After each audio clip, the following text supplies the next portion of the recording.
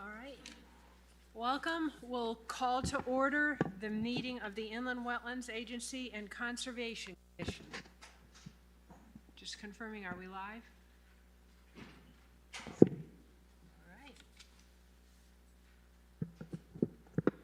Is there any public participation for an item that is not on our agenda? All right. And permit extensions? None. All right. Correspondence and reports? No correspondence and reports. Okay. Bonds? No bonds. All right. Minutes of the meeting of September 15th. Commissioners, any comments? Corrections from anyone? Jack? They looked okay to me. Any other comments or corrections? All right, then we will approve the minutes of the September 15th meeting by consensus. Okay. Conservation Commission. So in front of you, you've got a photograph. Our Eagle Scout that's going to be putting in the bridge here to connect the two trails at the town hall. They're going to be starting probably next week. But I just wanted to show you, these are a series of photographs that were taken that kind of shows how the brook reacted to the storms that we had this summer. You can see there's one photo that shows the concrete blocks on either side of the bank from May 23rd. That's when it was put in, and the brook was completely dry. And then if you look at the picture on the right-hand side, this was during the storm we had on August 17th, and the Scout actually took this picture. And you can see that the brook has actually risen and actually gone above one of the blocks and within probably 3 inches of the top of the block. That's about 10 inches higher than the 100-year flood elevation from that storm. And then kind of return back to normal, the lower photo from September 30th, and again shows a little what's happened to the bank as far as some of the erosion that's occurred. We may only have 2 photos. I don't know. Well, no, there's 3 photos on one page. Yep. Oh, okay, you got a wrong one, Jen. All right. Did someone have some with just 2 photos? You did too. Wow. Adam is special. All right. Okay.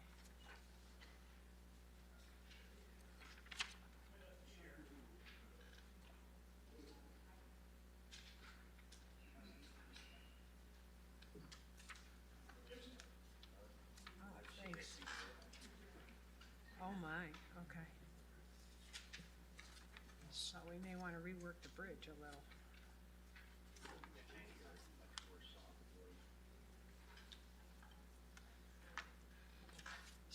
So I take it there's going to be slight revisions to anchor or possibly raise the abutment? We're going to be anchoring the bridge down to those abutments on there.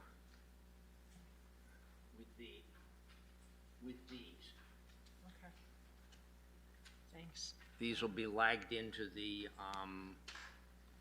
concrete blocks and then bolted to the main beams of the bridge. All right. But it's just a kind of an illustration of how this stream reacted to that to the storms that we had. I mean, they were far exceeding the 100-year storm event. Okay.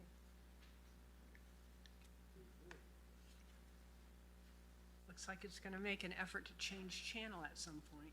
Yeah. Right. Okay. Wetland officer?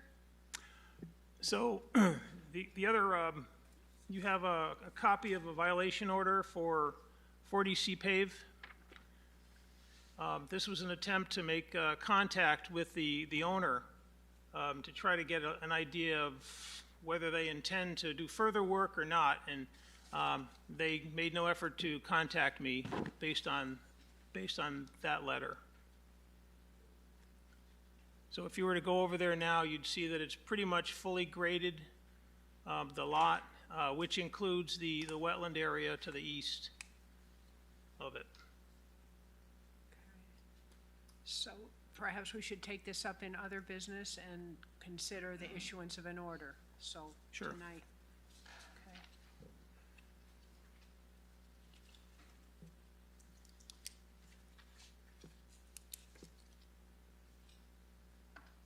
All right, and then we are on to the continuation of the public hearing. Okay, on application 2136P, 25 Talbot Lane. Barb, would you like to seat our alternate? Yes, I would. We will seat Dan Katzbach for For the Betty Warren. vacancy left by Betty Warren Yep. for tonight's meeting.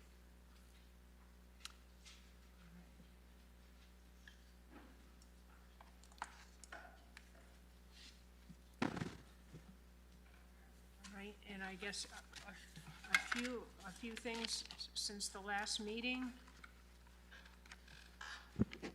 One, and I guess I should follow my own request, we noticed this on the recording. If people would make an extra effort to speak slowly, clearly, and try to keep closer to the microphone, it would be much simpler for the recording of the minutes and for everybody hearing. And it would be greatly appreciated. Okay. All right. And then, I guess to start, we have had addendum to our application since the last public hearing, and would the applicant like to address changes to the application since our last public hearing?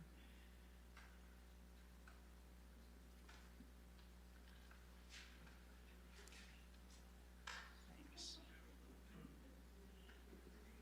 Sorry? Bring it forward.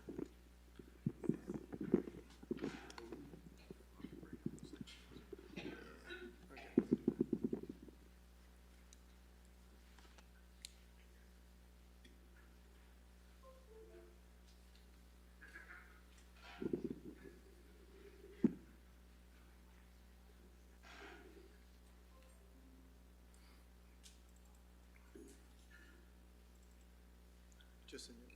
Yep. Not the aerial, right? Just the. Yeah.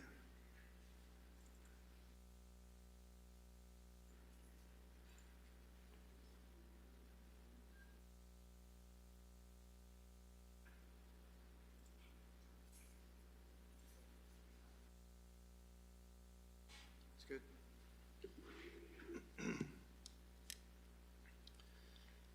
Chairperson Kelly, can you hear me? Okay, thank you. For the record, Peter DeMalley, President of Design Professionals, on behalf of the applicant, UW Vintage Lane 2 LLC, and we're, of course, requesting, this is our third hearing, requesting Inland Wetlands Agency Conservation Commission approval for a 359,640 square foot industrial building and distribution center in the industrial zone at 5 and 25 Talbot Lane and 475 and 551 Governor's Highway, as we stated before. We'll be, during our presentation, we'll just reference the 360,000 square foot building, give or take, and we'll just reference the presumed future address of the development, which is 25 Talbot Lane. And one other thing, I don't know if we've mentioned it previously, but our client has acquired the property pursuant to this development proposal. And our consulting team for tonight, I know this with this new construction around this, it's hard to see everyone, but I'll try to introduce them all.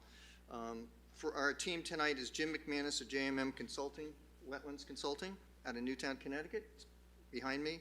Also, we have Benjamin Wheeler, professional landscape architect, director of operations at Design Professionals, my colleague. Also, our colleague is Daniel Jameson, licensed professional engineer. He's DPI's project manager for this project. Emily Perko, who's an ecologist and soil scientist with GEI, is here. She just got up. Thank you, Emily, second row. And also Matt Glunt, professional engineer with GEI, is here. GEI Consultants, again, out of Glastonbury.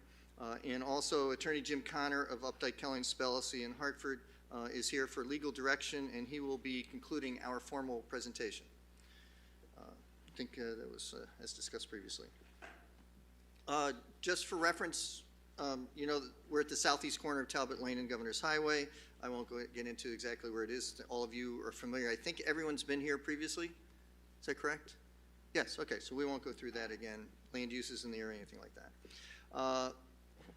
We have gone to, we believe, great measure to reduce impacts beyond the minimum regulatory thresholds from a wetlands perspective, and also from the neighborhood perspective. We're trying to certainly mitigate any impacts on the neighborhood, and we think we've gone to great lengths for that. And we're going to be showing you a new plan, which is behind you on the screen in a moment, which has been submitted with engineered plans for which were submitted last week. But I'm going to first start with just Emily Perko. She has from GEI, she has a quick presentation on her habitat assessment, which has been a report which was submitted to you. She just wants to briefly review that, as well as address a comment we thought would be of interest to you. There's a comment at Tuesday's Planning and Zoning Commission meeting. Someone was inquiring about wildlife corridors, and she's prepared to address that as well for your edification. So if I may, just Emily Perko.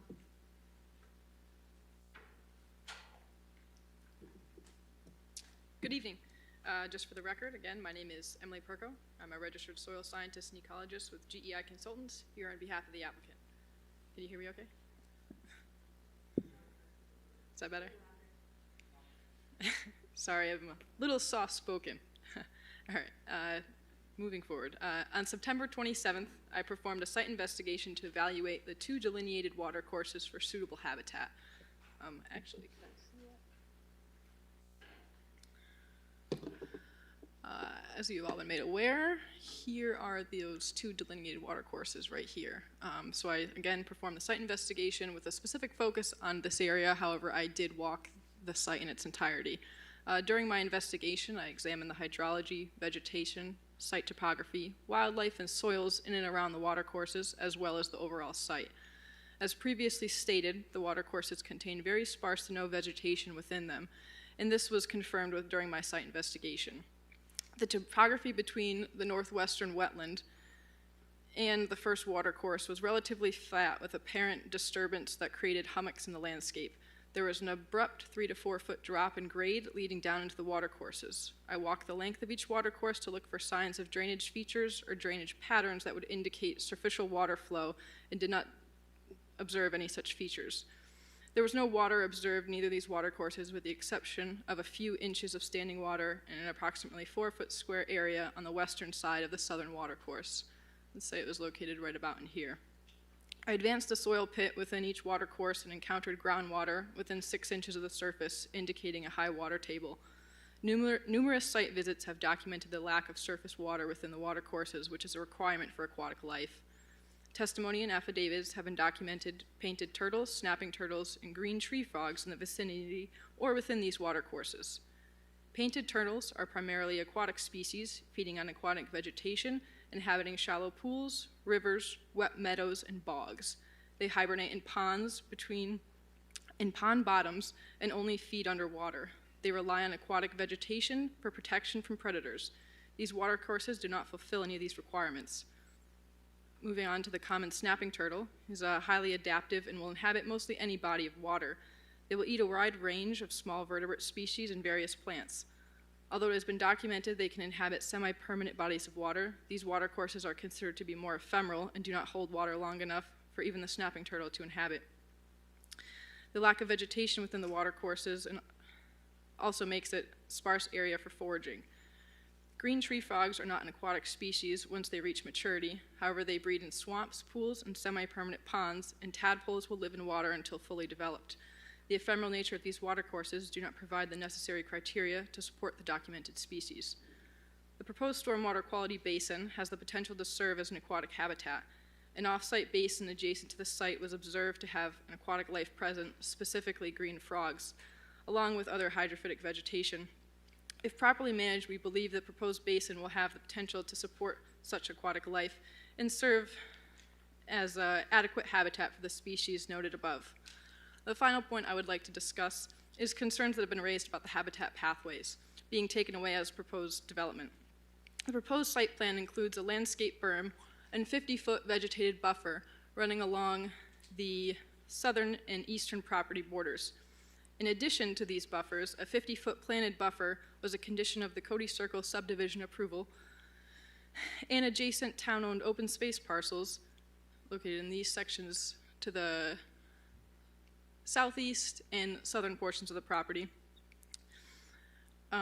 provide an adequate pathway for local and migratory species to travel through. That's all I have for this evening. Thank you. Thank you, Emily. We have revised the plans to include a slight increase in the wetlands. I know Mr. Logan is going to be doing a presentation, correct? From Ecological Services, but our surveyors located the wetlands flags based on the determination of Mr. Logan, and I know there was a site walk with other soil scientists, so we have submitted an addendum for the Commission's edification, and with revised calculations for direct wetlands disturbance, which is unchanged at 0.21 acre, and also upland disturbances 5.45 acres. The area of wetlands creation also had a modest increase to 0.355 acre. It was just a design thing, a characterization that we did. It was outside a fence. We just included that one little area on top of what we had. Our total wetlands on site is around 2/3 of an acre, or 2.22% of the site, which within our 30-acre site, roughly 30-acre site, is 29,397 square feet, and this reflects an increase of 78 square feet based on the consultation with Mr. Logan, and that's a 0.03% increase in the amount of on-site wetlands, infinitesimal, and it's not in an area of wetlands disturbance. The first plan we presented to you, I'm going to just quickly highlight what you've been looking at for the last 2 hearings. That is just a very quick summary. We thought it was a sensitive design. It's different from the one you have up there right now. We had, again, a 360,000 square foot building. The truck areas in that plan were concentrated in the northerly part of the site and away from the majority of residences, with 27 loading docks on each side, 54 total, 118 trailer spaces, 74 in the northwest corner and 44 in the northeast corner. And we had 269 parking spaces split between 2 sides of the building. We were about 27.2% building coverage, and impervious coverage is about 57.5%. And our buffering far exceeded what's required under zoning. It's not, I know it's not of great interest to you, but we're far exceeded that. We went 50 feet and we went an additional 40 feet with an earthen berm and plantings on both sides of it, as had been described previously. So for a total of 90 feet buffer. And we had a roughly 2 acre water quality basin, which creates a unique habitat. It's not on the site at present. And that was between the buffers and the building. And we had relatively small wetlands impacts to 2 old agricultural watercourses and comparable wetlands mitigation. A second plan that we have right before you, hopefully you can see that, and I know the plans have been submitted to you previously. Hopefully you've had an opportunity to take a look at them. But that was in response to a comment received on October 5th from Michelle Leip, Director of Planning for the town of South Windsor, which read, after further review of the proposed site plan, the amount of public interest in location of this facility as it relates to its proximity to the residential area is recommended that all of the loading docks be placed on the westerly side of the building, and I would not recommend seeking a waiver of section 6484, which addresses loading docks facing residential areas. While such a change would take away from some of this building's competitive position in the marketplace, docks on both sides of the building, and cost our clients some serious financial costs, our clients agreed to the change and authorized us to commence design, which engineer plans have been submitted to you, and drainage computations. What we have before you now on that exhibit is the same building size. Parking now is increased to 333 spaces, all of it on the easterly side, as Ben is indicating, and no need for any reserved spaces as we had before. The office, instead of on the southwest and southeast corners where we had parking before, that'd be the lower left and lower right, the office space is on the northeast corner of the building. We have some EV charging stations of interest, 34 of them, I believe. And then we have, all of those will be on the right side or east side where the parking is. And we have 54 loading docks all on the west side of the building as requested by the Director of Planning. There's a slight reduction in trailer spaces down to 111. I believe we were at 118 last time. And again, that's all been moved to the west side.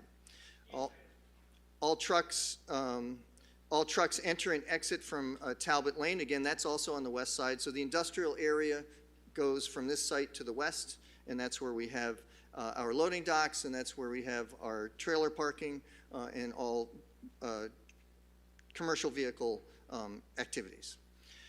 The reconfigured water quality basin, as you can see on this plan, it is reconfigured, but it's essentially the same size of 2 acres, and there is a fountain for aeration in it.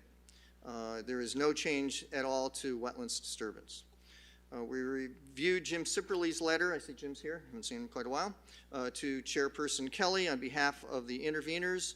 The basin he is referring to in his letter on our site's southwest corner is none other than the stilling basin leading to a 36-inch pipe, which was designed by our firm on behalf of Carlos Pasta, our client at the time, to accept the flow from this site, this 30-acre site, through the Carlos Pasta site and into the drainage system for Constitution Landing Industrial Park.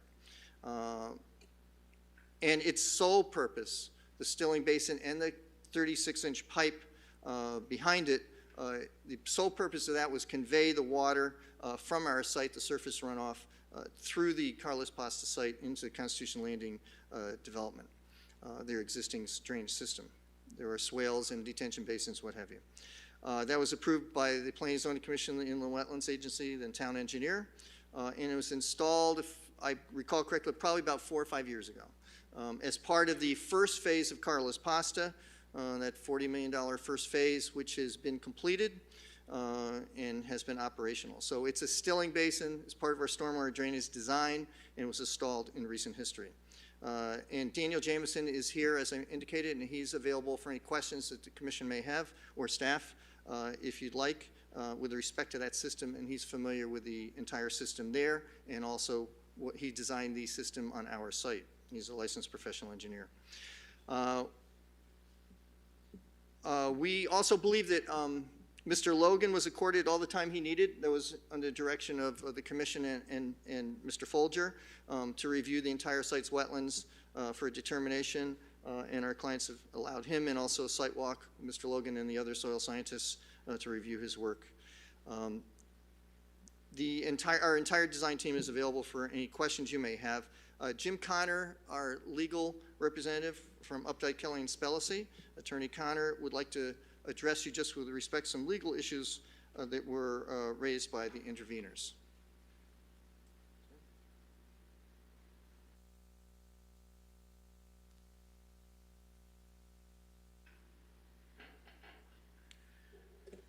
Okay, thank you, Peter. Madam Chairman, members of the commission, for the record, my name is James Connor, and I'm an attorney with Updike, Kelly & Spellacy at 100 Pearl Street in Hartford. I represent the applicant. My client asked that I address certain legal issues that have come up in the course of the prior nights of the public hearings. And I'd also like, before we're done, I do understand that there will be some possibility of other testimony, either from the town's soil scientist or from the interveners, to reserve some time to rebut that before the hearing is closed. To begin with, at the first night of the hearing, there was a concern raised that the commission is not proceeding via a two-step administrative process where first an application is made by the applicant for the revision of the map. And I believe we've already heard from staff, and I'm sure the commission is actually aware from past practice, that typically an application for a permit is taken in, and the map is revised in accordance with the actual wetlands delineations that are made in the course of that process.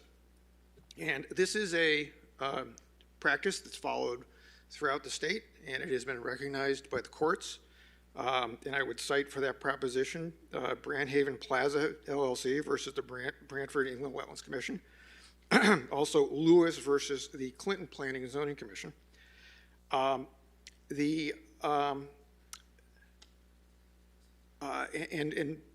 importantly, I think for this commission back in 1994, on the enforcement side, there was a delineation made by this commission in a case that went to the Connecticut Appellate Court called Ahern versus the Inland Wetlands Agency Conservation Commission of the town of South Windsor. That indicated that the commission was able to enforce these regulations with respect to the wetlands as actually determined whether or not they were already shown on the official map. The interveners have at various times during the prior nights of the hearing expressed objections to this project on issues that are far afield from this agency's jurisdiction. And again, I think it's something that the commissioners appreciate, that this commission does not regulate air pollution, doesn't regulate traffic, it doesn't regulate noise, it doesn't regulate light pollution, and it doesn't have anything to do with the aesthetics of architecture that's built in the town of South Windsor. The limitation on the rights of interveners has been the subject of many cases over the years. And I would note in particular one of the original cases on this subject, the Connecticut Fund for the Environment versus the City of Stamford, which made it clear that local inland wetlands bodies are not little environmental protection agencies that can cover a wide variety of environmental issues. They, like any other agency that receives an intervention petition, can only look at the environmental issues that are already within their own jurisdiction. And again, more recently than that case, in 2003, in a case called Avalon Bay Communities versus Inland Wetlands Commission, the Connecticut Supreme Court said that what the Inland Wetlands Agency must take into account is not the general environmental impact of the proposed project, but the impact on the regulated area that is pertinent, not the environmental impact in general.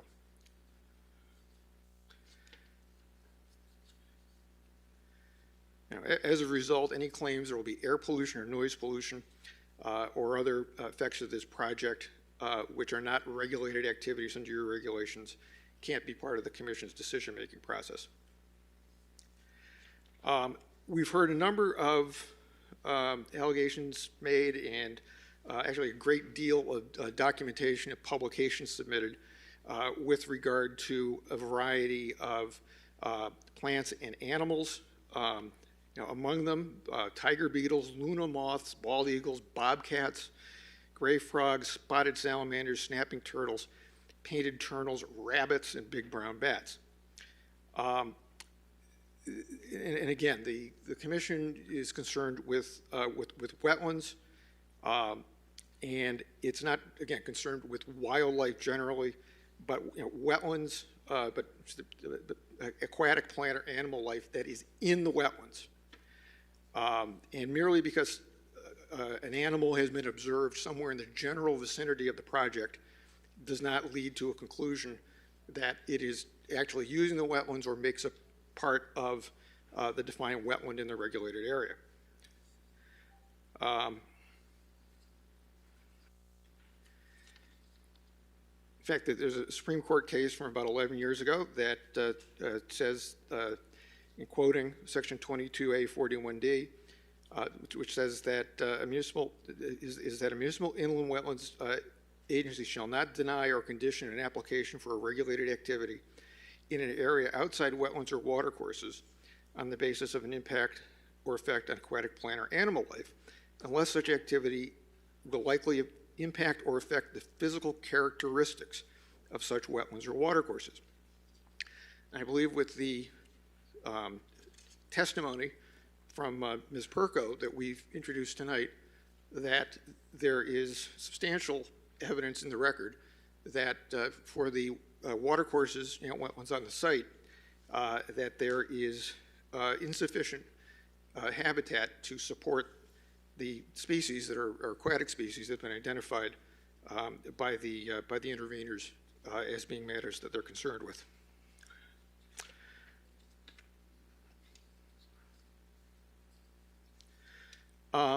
One other point I'd like to make that I just wanted to be sure that there's no confusion on with regard to the wetland statutes has to do with the presentations that we made concerning feasible and prudent alternatives. I know those terms are batted around a lot in sort of their ordinary meaning. They're kind of conflated into a single phrase.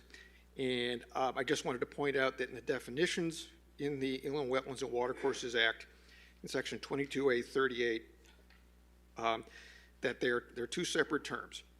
Feasible means able to be constructed or implemented consistent with sound engineering principles, and prudent means economically or otherwise and otherwise reasonable in light of the social benefits to be derived from the proposed regulated activity, provided cost may be considered in deciding what is prudent, and further provided a mere showing of expense will not necessarily mean an alternative is imprudent. The applicant did put in testimony at the September 1st public hearing from Sean Duffy of Cushman and Wayfield, indicating that there's a lack of demand for spaces configured as shown in the alternative studies, which translates directly to those being not economically reasonable and therefore developing that would not be prudent under the definition in subsection 18 of the definitions in the Act.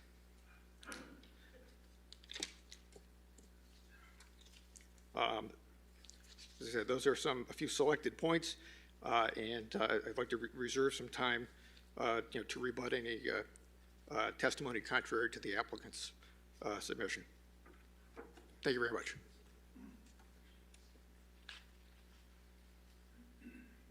We're not interested in rehashing the last two hearings. Brevity is the word, but we're available. The whole team's available here should you have any questions for us through your staff or through the chair or recognized individual commissioners. And thank you very much.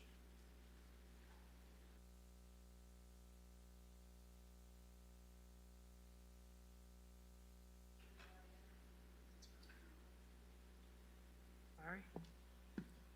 Follow my own advice. All right. I appreciate the updates on what we had, and we'll follow up on questions about those changes. I believe there's a bit more information that we want to bring in, so if we can go through input from the town's consultant on the soils, we'll then get comment from the other two soil scientists that were with them, and then we want to get to commission questions and go through that. I don't think we've finished that. And then we will open, for other comments, input, or questions. I do understand through town staff that there was someone who had a written list of points that they had wanted addended to minutes that had been previously approved. If they would like to submit that list of comments when we open it up at the end, we'll specifically address that. They'll be in the minutes from tonight's meeting, which will still be part of the overall minutes of the public hearing. So if that's a game plan, hopefully we can get through this night and assimilate. Done this since 1999, and it's the first time I've created a 3-ring binder for one application. But we will try to assimilate the balance of the new information. All right. So if anyone thinks I have missed something, there will be opportunities there for then the applicant and intervener to add questions or other information after we let the commissioners get their questions out. Okay, so the town invested in a soil scientist. We have a report.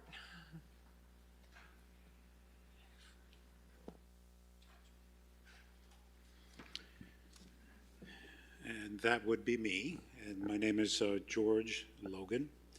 I'm Principal Environmental Scientist with REMA Ecological Services, with offices in Manchester and Vernon, Connecticut. By way of qualifications, since this is a public hearing, I hold a master's degree in natural resources science. My concentration is in conservation biology and wildlife management. I also hold several professional certifications, even though my education experience make me a wildlife biologist. I'm a certified senior ecologist through the Ecological Society of America. I'm a professional wetland scientist through the Society of Wetland Scientists. And what is more relevant for tonight is that I'm a registered soil scientist through the Society of Soil Scientists of Southern New England, if that's not a mouthful. And that's been since 1989. I have a report that was submitted to this commission a few days back. It's dated October 14th. And it summarizes my findings and my work product regarding this application, which was to review the site for accuracy of wetland delineations and soil types. There were 2 site walks that I conducted. Each one of them was approximately 3 hours.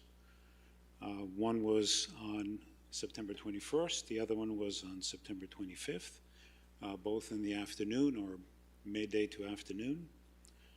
So a total about 6 hours on the site. There was also an additional joint meeting that we had on October 4th. At that time, your staff, Wetlands agent, Mr. Jeff Folger, was there. Also, Mr. McManus, who was behind me. And also by video conference, Mr. James Sipperly was there. And of course, some other people, including a counsel for the intervener. During this second portion of the site visit, we were joined also, as I said, by some members of the neighborhood group at a latter portion of our site visit. We started our joint site visit at the wetland, which is next to Talbot Road. Then we extended off to I guess that would be the northwestern corner of the site. And then we drove around to the neighborhood in the back and looked at some areas there. Prior to my site investigation and discussions with Mr. Folger, he provided via electronic PDF format and also paper, thank you very much, plans of the site. These were existing conditions without the wetland delineations. So they were both 50 and 60 scales. I also had them electronically, as I mentioned.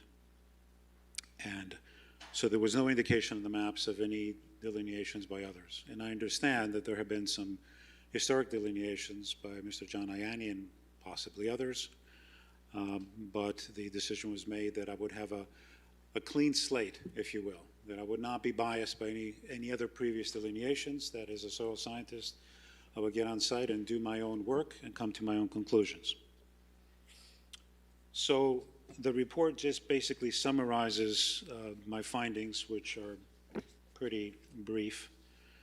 But I want to say that as you look at the report, you'll see that what I've tried to do is to provide the GPS tracking of the routes that I took, plus or minus 15 feet or so, during those 2 days that I was by myself, and then also the last day that I was in the joint meeting.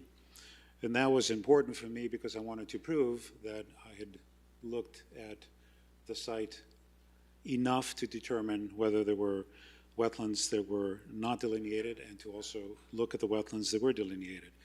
The flags by Mr. McManus were very obvious in the field, new, so there was no issue there. The numbering was pretty much as expected in sequence, so I was able to follow the wetland delineations.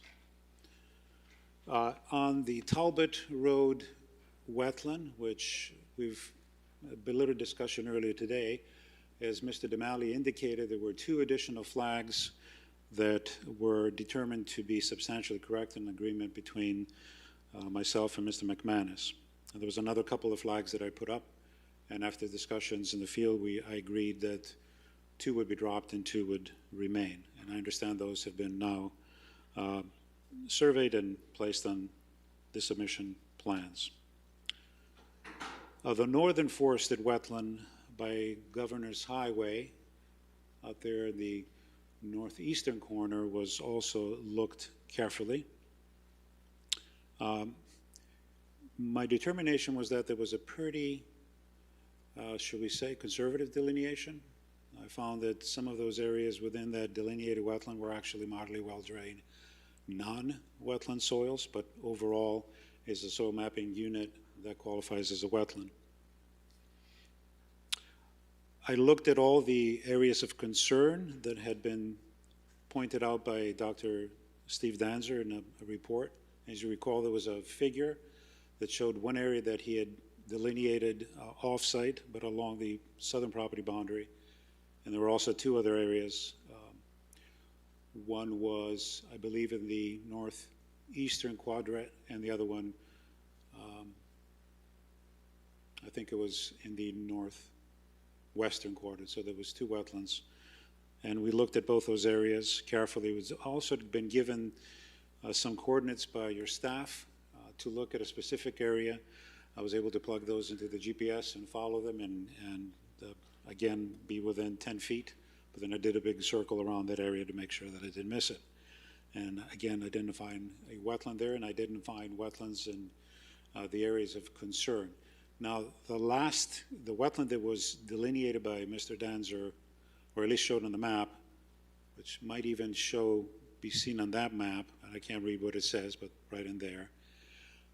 That was investigated last by myself during the joint October 5th meeting, a joint visit by Mr. McManus and myself, and we both determined and agreed that there is no wetland to be had on those two properties or on the property on the subject site itself.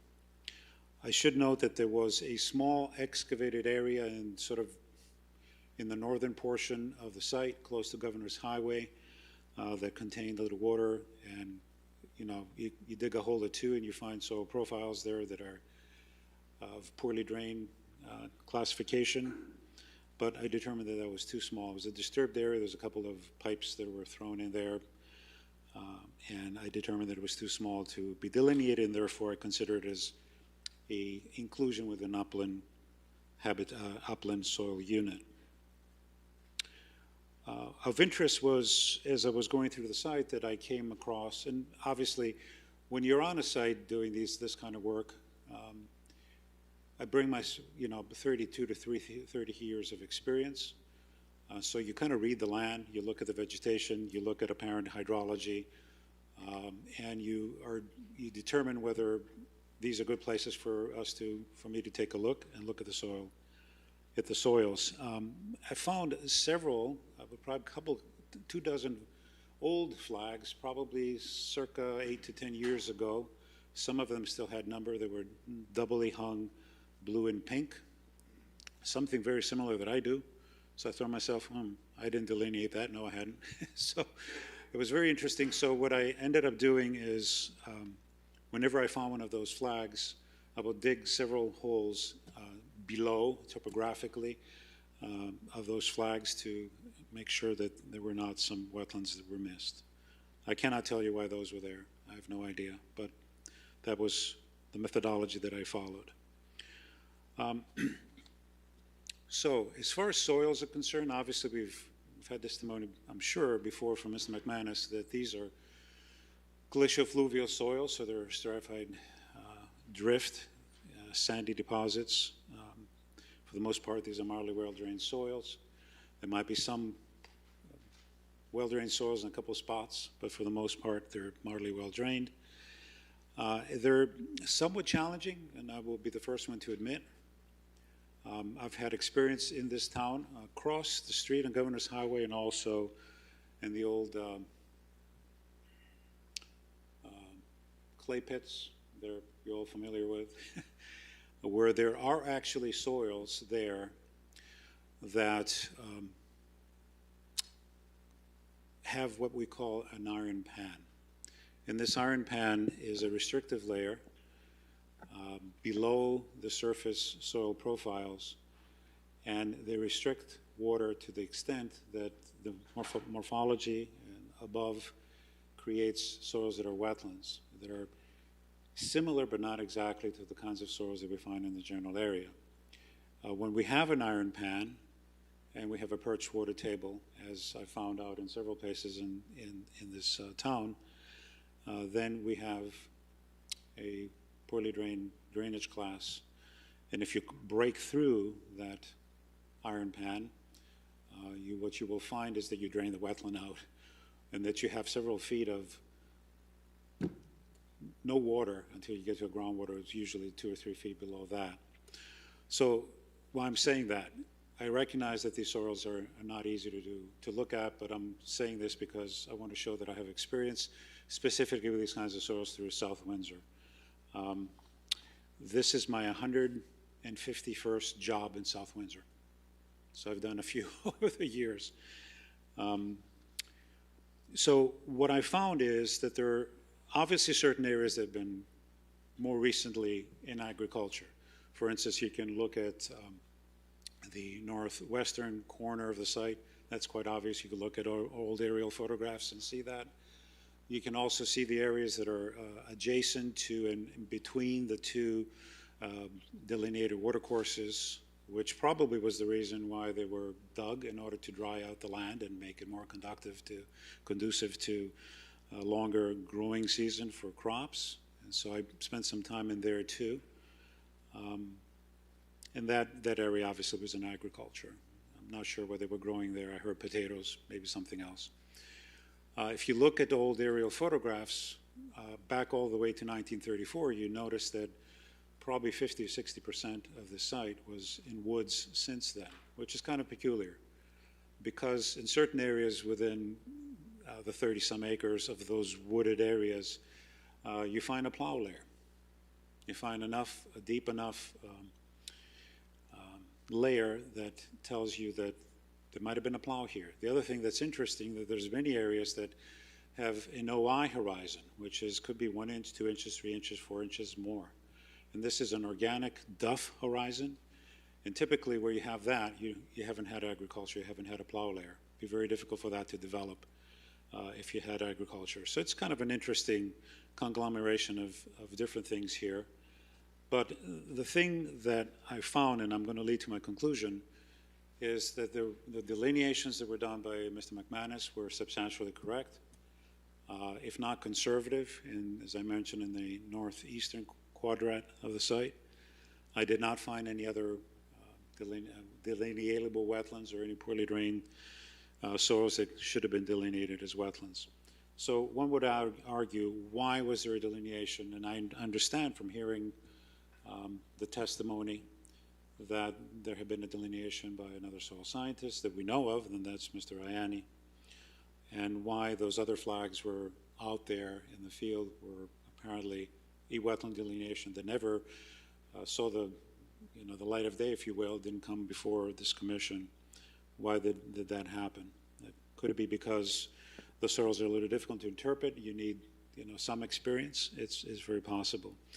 One of the theories that I have, and this is just speculation because I wasn't in people's heads when they did what they did before, is that you have some development of some spodec horizons deep underneath the A horizon and the humic, the OI horizon. And spodec horizons are areas of accumulation of humus and aluminum and ferric oxides, and sometimes, as I said, they will form these iron pans. And what happens is when there's spodec horizon development, there's what we call an E horizon, which is typically it's very white or light gray. Sometimes it has reduxamorphic features in it, sometimes it doesn't. And in our case, many places I found that this combination of the A horizon, the OI horizon, and this kind of disturbed E horizon, which is the horizon of eluviation, where things are leaching out of and being deposited in the spodec horizon, might go deep enough so that they pass the 20 inches or so of of a diagnostic horizon from the surface of the mineral horizon that we typically look at. That's actually, it's 19.9, but we'll call it 20 inches. So if someone was digging, did not take into consideration the fact that you had to start your investigation from the top of the mineral horizon, so you'd have to discount the OI horizon and start from there, you're 20. And if the total of OI, A, and sort of disturbed D were deep enough that they went down to 24 or more inches, that someone will put their auger down, go down to 20 inches, pull up, and say, this looks like wetlands because I have a chroma of 1 within 20 inches. I don't need to have models, or might have a few models, and determine that something is a poorly drained class and therefore a wetland. I think that's, again, I'm speculating a little bit, but that's kind of the only thing I could come up as to why, there's been controversy of wetland delineation on this site for many years. One other thing that I wanted to mention, because I did read Mr. Sipperly's report, of course with interest, and I'm sure we'll hear from him in a few moments, is there was the mention of a potential vernal pool habitat. Now, I didn't see anything that qualified as a vernal pool habitat. Obviously, I'm there in September. In October, one would say, well, George, you were not there in the season, in the proper season, to see the flooding, to look for egg masses, et cetera. But when I'm out there with a soil scientist hat, I can't help myself by being an ecologist and a wetland scientist and a wildlife biologist. So I'm always scratching, sniffing, looking at things, taking pictures. And what was abundantly clear to me, and that doesn't mean that they're not out there, but typically I find them in September, because what am I talking about? I'm talking about wood frogs. And wood frog is one of the obligate vernal pool species that we find, spotted salamanders being others. Typically in September and into October, and even before that, when their pools and their moist habitats are not as moist or flooded anymore, they disperse in the upland areas. And by November, obviously, they're in hibernation, typically. So I was there in the right time of the year to see wood frogs hopping around. New wood frogs, adults, newly emergent, didn't see any. You say, well, George, you didn't look close enough. Well, believe me, if it was a viable, productive vernal pool in the vicinity, I'd be seeing wood frogs. I don't have one in my backyard, and yet I see wood frogs in my backyard. So that's just a little aside. I know that the town didn't ask me to comment on the vernal pool, but here you go. So that wraps up my presentation. I thank you for your attention. All right, thank you. And then if we hear, I guess the new information would be from Mr. Sipperly. We just got the report tonight. Is there something you would like to, is there a report beside the report that we were given tonight? Yes. But and I understand we're going to find a microphone. Yeah, Commissioner, if I may, my name is John Parks. Could you please use this so that we get you on the recording? Thank you. Good evening. My name is John Parks. I'm an attorney that was hired by the interveners. In fact, I was present in October. Mr. Sipperly had surgery, so essentially I was carrying around a cell phone and FaceTime so he could watch what went on. So we talked about presenting tonight, and we decided that it made sense if I talked first and explained, my perception of this situation and process, and then Mr. Sipperly and others will add to that if that is acceptable to the board. That's the way we prefer certainly how you present your information, that's. Okay, thank you. You can choose the best manner. So, you know Mr. Sipperly's here, and you're familiar with a lot of the other cast of characters. They have spoken previously. There is some new information that they will bring, but just by way of background, no, I wasn't at the September 1 meeting. I wasn't at your meeting on on August 4th, but I did watch the videos. I have familiarized myself with the documents in the record, so I do understand what's before this commission. I do understand the issue. I'd like to just express my thoughts on that and then segue into my witnesses. In the record, and this goes to the term that George Logan used, which is the methodology that he employed as your independent. In the record, there are two wetland maps, a 1987 wetland map flagged by Mr. Ianni, which is part of the record here, and shows approximately 13 acres of wetlands. And then there's the applicant's map that's part of the record that shows approximately 2/3 of an acre of wetlands. So the difference is about 12 1/3 acres that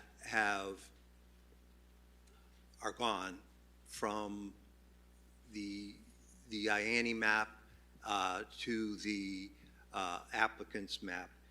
And I bring that up because that, in my opinion, watching and listening to the board members, is really the reason, that disparity, that 12.5 acre disparity between two licensed soil scientists is really the reason that Mr. Logan was brought into the process.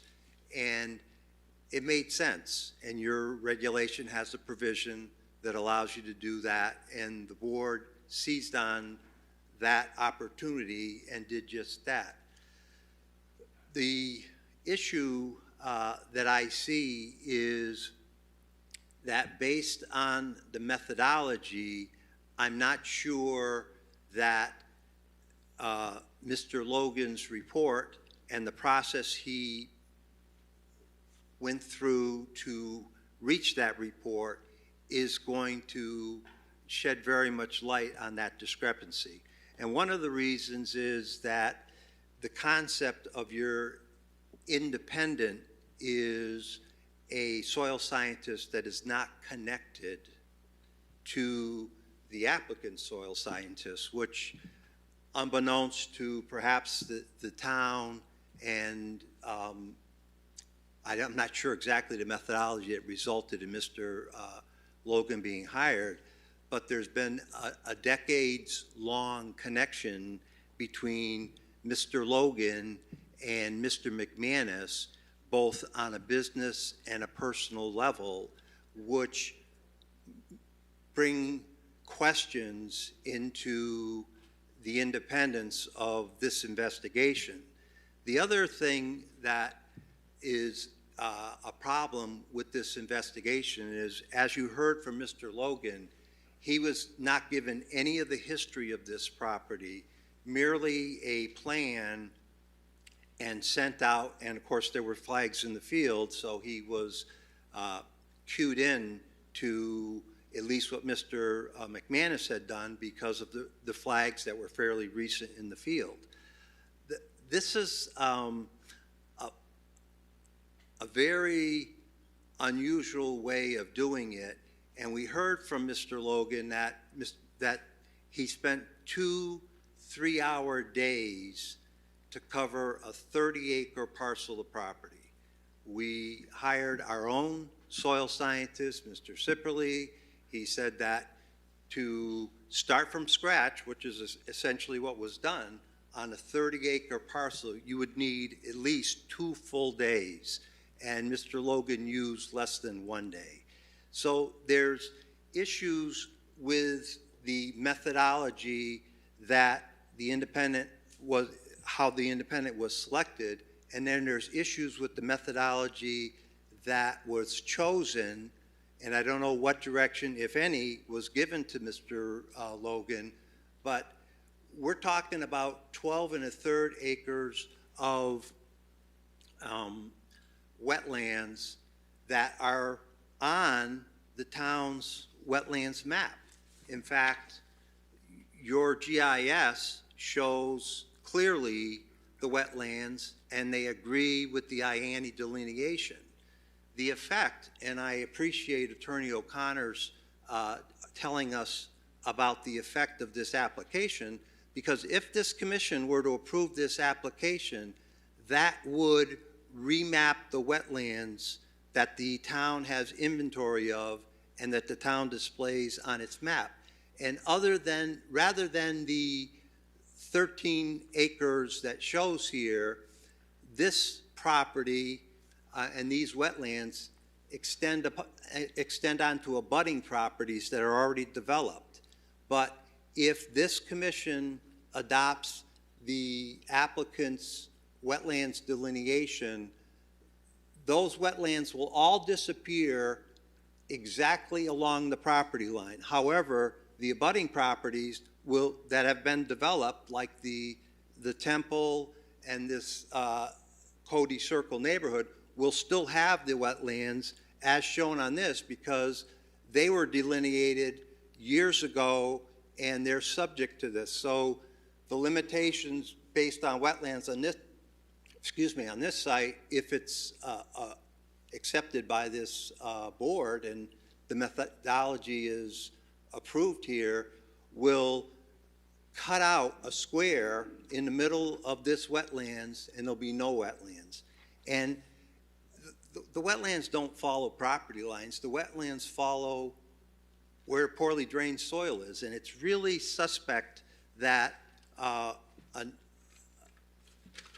that there could be that degree of error in the town's mapping and the prior soil scientists. And I don't think that we have served the cause of establishing the exact location of the wetlands with the methodology that was used here.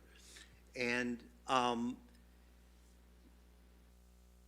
so there's a big question in the intervener's mind about the wetlands and the commission's ability to rely on that.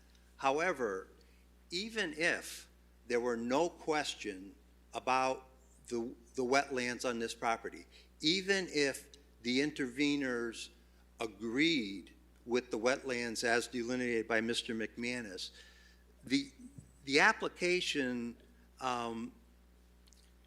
has to meet the criteria contained in your regulation in order for you to approve this application. And Mr. Connor addressed it and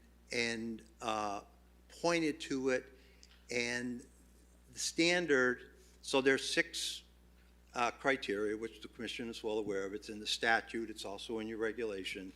And one of the criteria is the feasible and prudent alternative. And if we look at what the applicant has submitted, I see 4 prudent and alternative, feasible and prudent alternatives that have been submitted. 2 of them were residential and 2 of them were industrial. The most recent hearing on the first showed a building half the size, and the previous hearing there was discussion about residential developments that could fit on this parcel, and another industrial one that was just a sort of a potpourri of smaller industrial buildings. So the standard, if the application meets the prudent and reasonable alternative is that the proposed development is the only alternative that is both feasible and prudent. That's the Connecticut Supreme Court language about the burden on the applicant. It is the only alternative that is both feasible and prudent. And I listened carefully to all of the witnesses. In fact, I had a transcript prepared of any of the applicant's witnesses that discussed the feasible and prudent alternative. And here's where those fall. The two residential applications are not feasible because this is industrially zoned property. No residential approvals can be granted on an industrial property. And as we sit before this commission tonight, the applicant has an industrially zoned property and he's giving you two residential feasible improvement alternatives which can't be considered. They're not feasible because they can't be built. It's not allowed. We have two industrial alternatives. One was given on August 4th and one was presented on September 1st. And both of these proposals are both feasible and prudent. And the intervener has witnesses tonight that will address. One of the witnesses is Mr. Butler, who's been in the trucking industry his entire life. And those alternatives are feasible and are prudent. And he takes issue with the representation that the cost for a building half the size is the same as the cost for the building twice the size, because buildings are estimated on a price per square foot, and there's no way a building twice as big is the same cost as a building half as big. I have several witnesses. I believe the next one is Mr. Sipperly, although Mr. Hollowitz has some information to give to the board.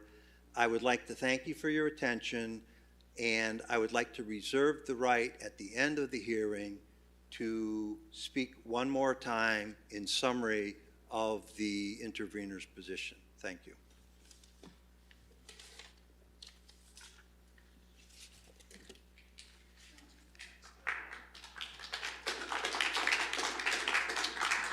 Quiet, please. Yeah. I understand emotions are high in the neighborhood, and we kind of rolled with the clapping at the last meeting. This was the first opportunity at the town. But really, the job of the commission is to hear evidence and then to weigh that evidence against the regulations. It's not like some other venues where we may be taking input from all sides and arriving at our own solution.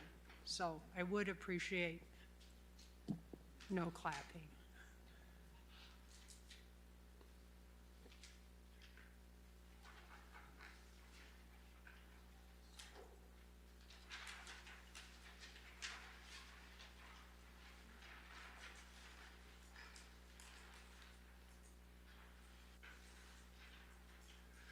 So, good evening, John Halisak, Cody Circle, speaking for the interveners. Just a brief background. I am an engineer by profession and training. I have a bachelor's degree in ceramic engineering. I have a master's degree in ceramic science. Some of that coursework overlaps just a little bit with those of a soil scientist.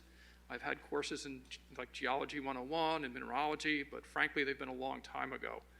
I do not have a professional engineering license, and I'm not holding myself out to be a soil scientist. Mr. Folger was kind enough to explain that a lot of you have had specific training with Connecticut DEEP.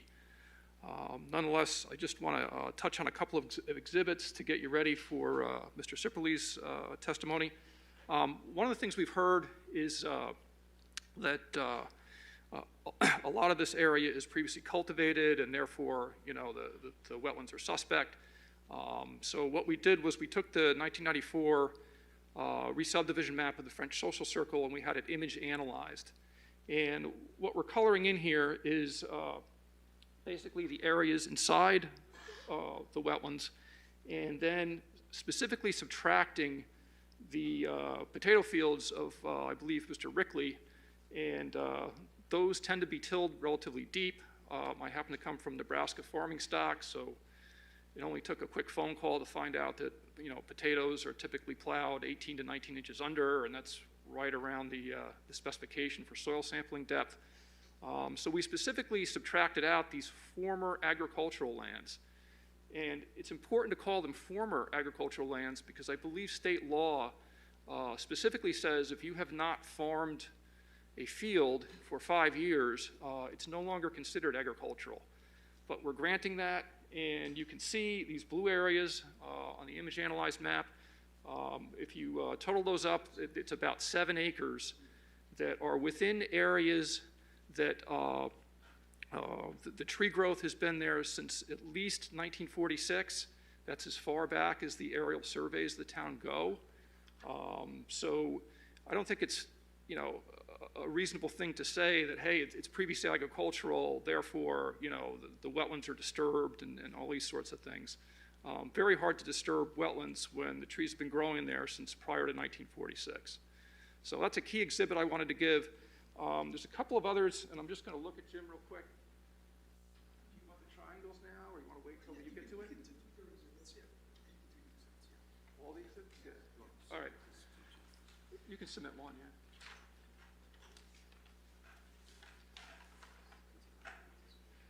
So I was present for the second half of the meeting, and I want to emphasize, just so everyone understands, our soil scientist was not given access to the site. The delineation work that was to be jointly done, that I believe this commission all nodded their heads to at the end of the September 1st hearing, that did not take place. We have not had access to the site. It is still ringed with no trespassing signs, and the only thing we had was this relatively brief meeting following Mr. Logan's work. And one of the things that, there was actually one of the other interveners came along, and again, this is the second half of the meeting that Mr. Sipperly attended via FaceTime, and you know, Mr. McManus and Mr. Logan were all there. One of the things we observed was that in doing borehole analysis,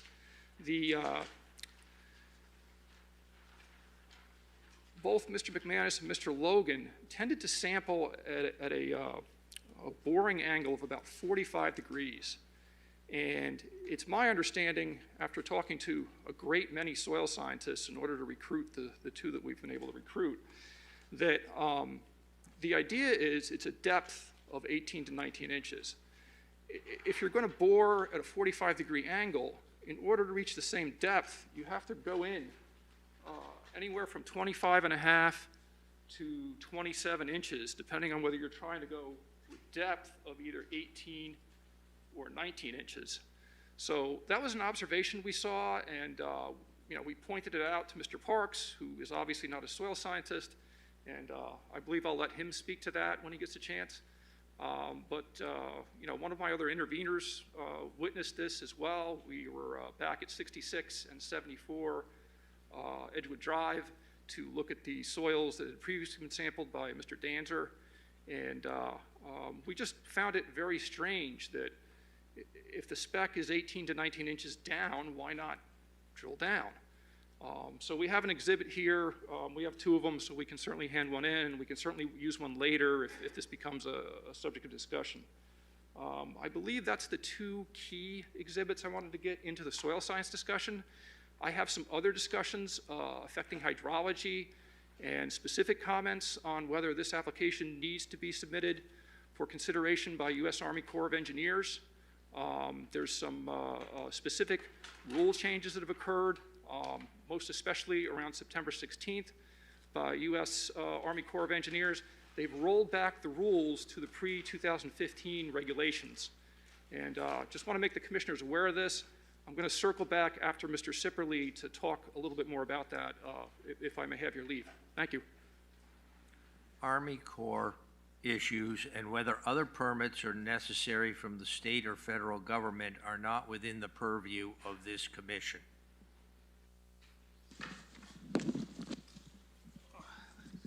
Well, thanks for bearing with me, everyone. I had foot surgery a few weeks ago, and it's been challenging.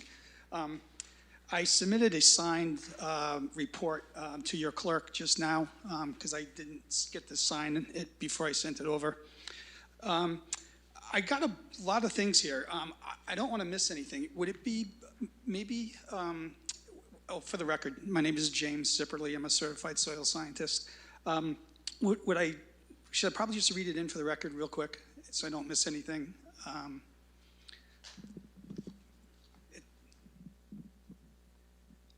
For the benefit of the public. It's your call, how you would like to present. Yeah, it makes sense because I don't want to skip around. There's so much here.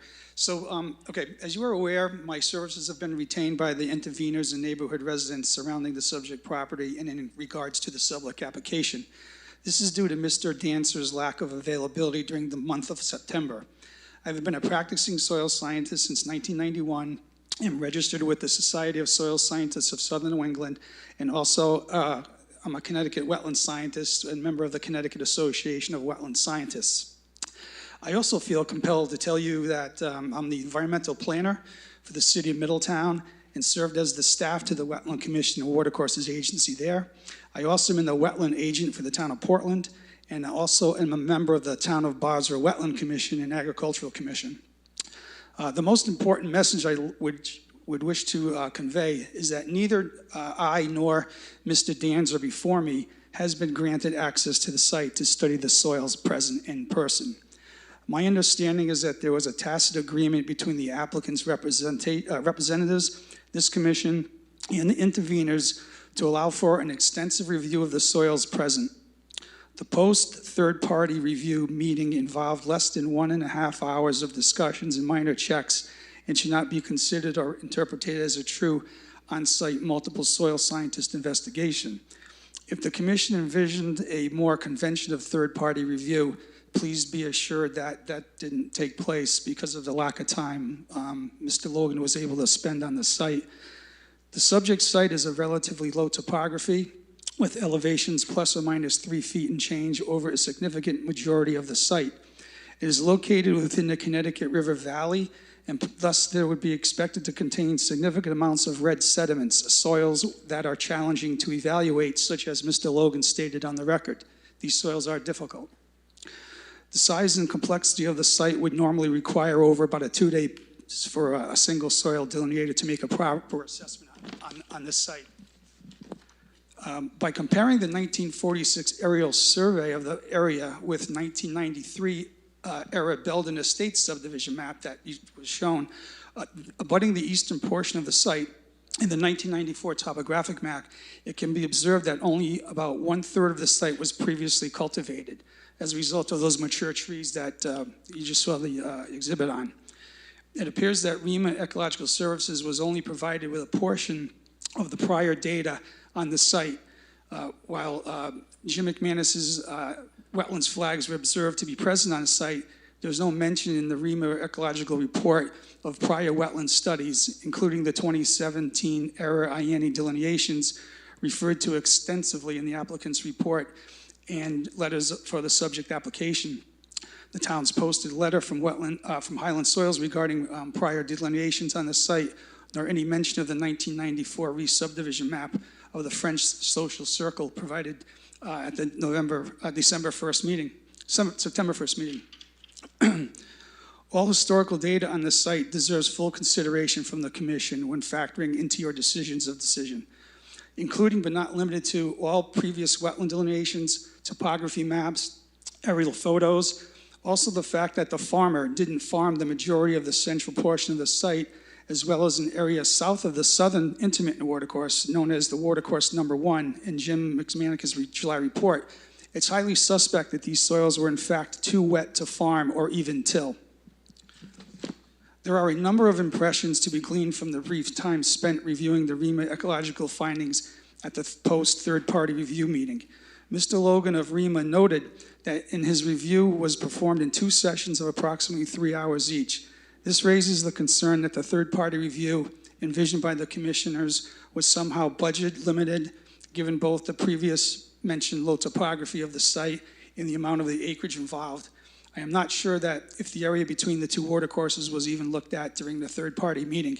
I know George came in kind of late in this process, so that probably was a result of that. During the first half of the meeting, which we did virtually, I did virtually, much of the time was spent reviewing the wetland area on the adjacent property and the wetlands area already identified in the northeast section of the property.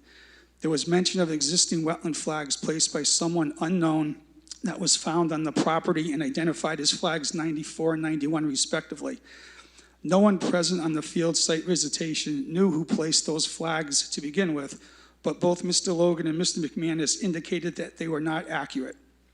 The assumption was made that flags were placed by someone who wasn't experienced and that no maps were generated because the property developer at the time determined that there were a lot of wetlands and walked away from the project. And Mr. Logan kind of alluded to that earlier in his testimony. There also was a letter from John Ianni dated September 4th, 2018 to Ben Wheeler of Design Professionals talking specifically about 475 Governor's Highway. Ianni states that Jeff Folger and he walked the site to verify his delineation. Mr. McManus references this letter in his letter dated July 7, 2021 to the Commission. McManus states that it is his understanding that Folger and Ianni reviewed and mutually agreed upon the location and extent of each wetland area as shown on the plans. Some of my other notes from the third-party visitation that I joined virtually was, according to Jim McManus, there is no raypole soils on the site because they are not silty enough. The soil series is classified as a ninigrate sandy loam on this site. There was a lot of discussion about spodic soil horizons and their formation on the site and the remnants of an E-soil horizon. I have in my report at 66, but it's actually 74 Edgewood Drive. The team went behind the house and into the woods on this property. This is the area that Mr. Dancer identified previously that there was presence of wetland soils. Mr. Logan took a sample and stated, there is modeling right under the A horizon. I wrote that down in my notes. They then walked around a wood and brush pile into the site by approximately 50 feet and tested soil there. They didn't return to conduct further testing behind 74 Edgewood. And in hindsight, I'm not really sure why, and I didn't question it at the time. I would like to have Jim McManus explain how did such a thick organic A horizon at the top form in the first place? Typically, you are often in a wetland or something similar to a compost pile when this happens. Windsor soils do have the potential to occasionally develop an E horizon. Another thing to consider is that an E horizon in an alluvial layer can also be a hydric soil, depending upon the depth. If the alluviation is caused by wetness, the horizon would be an EG horizon. Logan's photo, number 13, of his soil report shows what is interpreted as an E horizon, but it's not clear for me to make that conclusion without knowing what was underneath the gray layer. The fact is that the presence of an E horizon can sometimes be hydric, meeting the NRCS criteria.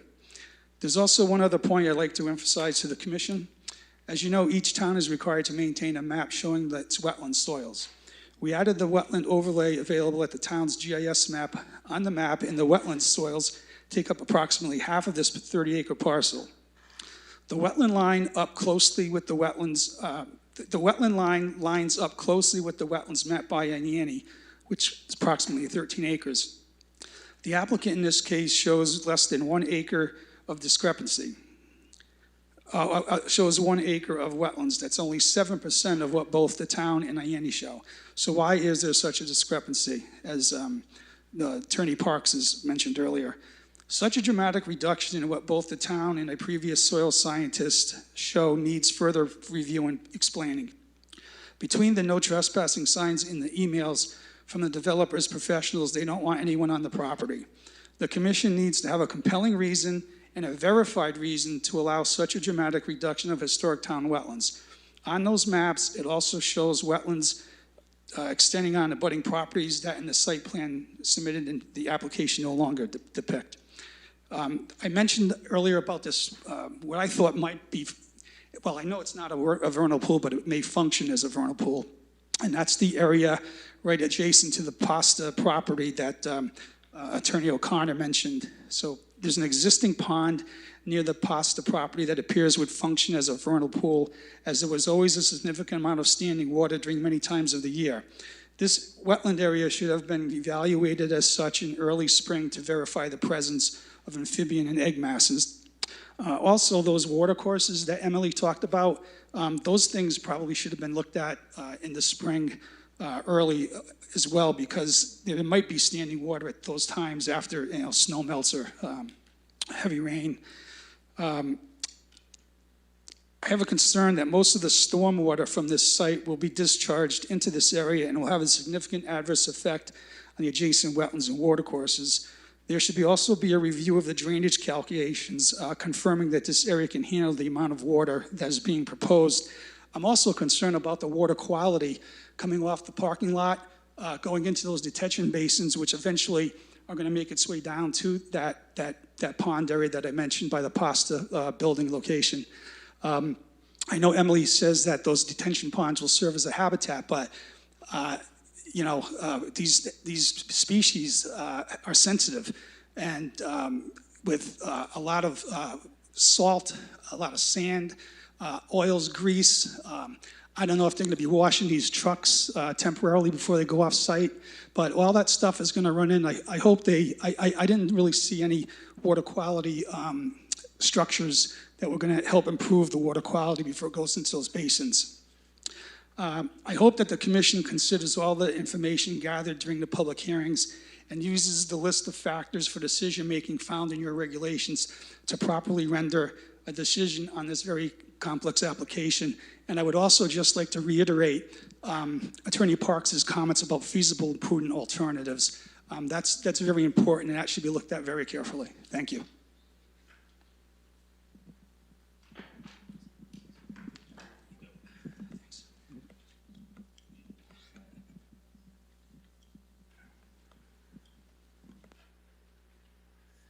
Just one quick comment that Mr. Sipperly touched on that I just want to draw your attention to, because it has been a lot of months since this application was first brought before you. But I listened to the August 4th hearing pretty carefully, and I also have here at least one version of the August 3rd, 2021 letter of JMM, where the soils-based wetlands delineations previously conducted by John Ianni of Highland Soils were cited extensively both here and in the prior July 7th dated report that went into the whole creation of the artificial stormwater ponds.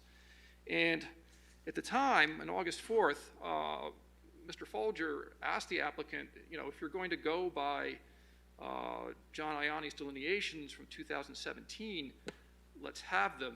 All I have is a cover letter. And that was followed up by testimony by a licensed civil engineer who happens to be a neighbor of mine. He also said, hey, if you're going to go by John Ianni's delineations, please let's have them, okay? And the applicant instead, later on in August, did their own field delineation. I guess that's okay. But I do want to draw your attention to something in your packet, and I do have extra copies if you want them. This is all referring back to this Highland Soils LLC letter of September 4th, 2018, which refers back to a site walk that Mr. Folger took with Mr. Ianni in the summer of 2017. And this is something I missed 3 times looking through all the paperwork on this, but I caught it on the 4th time. If you look at the September 4th, 2018 letter very carefully, it refers only to the 475 Governor's Highway parcel. Okay, if you look at the maps provided extensively by design professionals, 475 Governor's Highway is a 2-acre triangularly shaped parcel that is bounded by Governor's Highway to the north and southerly or southeasterly by the old Newberry Road that extends out onto the property. So it's a 2-acre triangle, and Mr. Ianni, found either wetlands buffer or wetlands. He refers to delineations in his letter. So it confuses me that if Mr. Ianni found wetlands and wetlands buffer within this 2-acre triangle, how were they missed by Mr. Logan? Okay, I have some other testimony that kind of talks to that a little bit, that's an important consideration. You do have this in your packet. I'll hand you the copies. You can just send them around if you wish.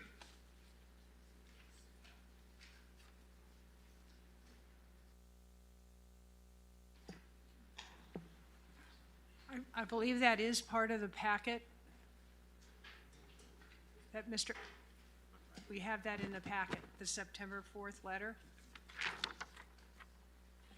Yeah, this was presented, I think, in the first. Yeah, this was from the original application packet. Yes, so we all have that. If someone has lost that or misplaced, it's in the binder.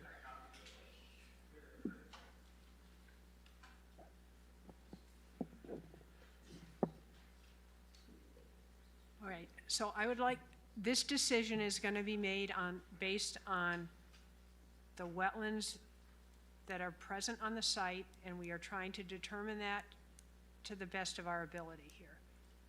We have delineations that were provided. Initially, we had presentation based on previous work that was done. I believe town staff suggested the applicant have their soil scientists go out and redelineate, from start on his own. We have that presentation. The town asked for the third-party independent review selected by the town. We now have that report. I know we got concurrence at a meeting to allow an intervener along with the applicant to, at some point after the town's third-party person went out. I know there were opportunities for that. What happened with scheduling and how it came about, the intervener's initial soil scientist wasn't available. I know they arranged for another one. So I guess what we're looking for here at the commission is current new information. So we have some input now on the techniques and the things that were used. I would appreciate first, comments on, for whatever portion of soil work was done, if Mr. Sipperly would make comments on that. And then I would like Mr. McManus to speak to what he saw on that day in the field when all the parties were present. But our end is getting at, what were we seeing on site and what aren't we?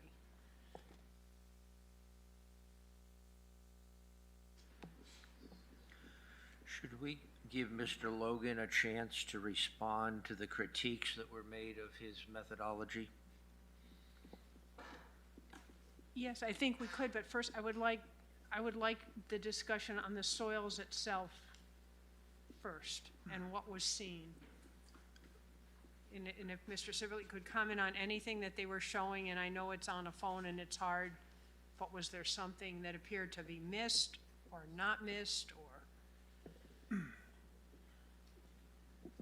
Madam Chair, I would just like to comment that when we did schedule the field visit with all of the soil scientists, I was in contact with Attorney Parks to basically set a schedule that would be conducive for their consultant to attend, and actually the meeting that we did have on that Monday morning at 10:30 was at Mr. Parks' agreement that their consultant was going to be there at that time. So there was an opportunity for the intervener's consultant to to enter the property. And I understand that reasons out of their control, they couldn't make it, and so Mr. Sipperley ended up attending with us via Zoom on it. Those were the events that occurred and why the meeting took place when it did. And if you just confirm, my understanding is we were trying to get at not a series of complete delineations, but to address some points in question if there were discrepancies. That was an opportunity to address those points of concern. Yes, it's all And about. that was why Yeah, it's all about that ensuring the accuracy of the delineation that's being proposed as part of the applicant's package. And had you directed the town's consultant to look at the specific things that are noted, those 3 special locations that are in the REMA? Well, okay, when he comes back to address methodology. Yeah, But- no, my direction was to enter the site basically as if he were the one doing the initial information. I mean, Mr. Logan obviously had access to the NRCS, soil mapping, which certainly everyone that initiates something like that would go there first. So that would show the broad scale hydric soil on the site from the NRCS mapping on there. And that's the basis for the town's soil map? Yes. Did it? Okay. All right. One of the things I mentioned in my report was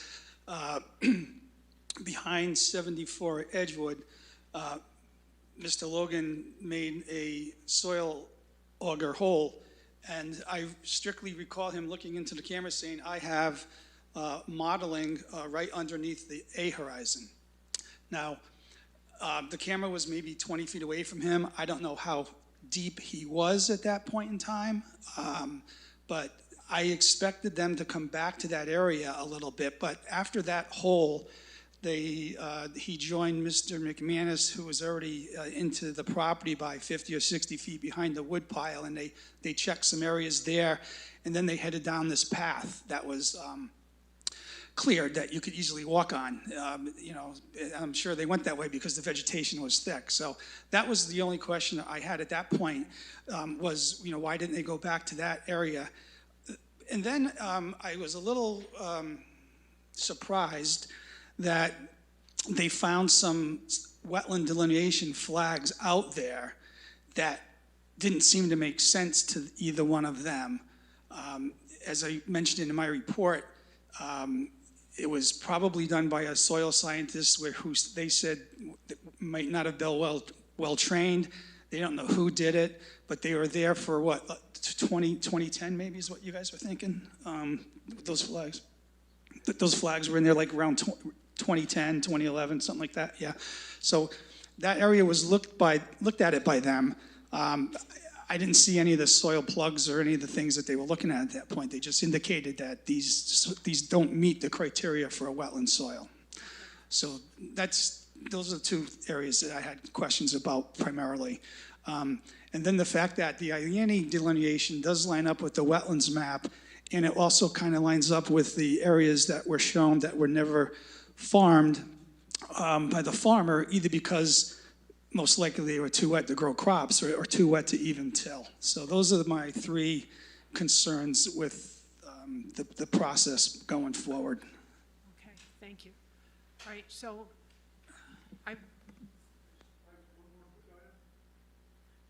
I would like to hear from the other soil scientists. Is this about soils?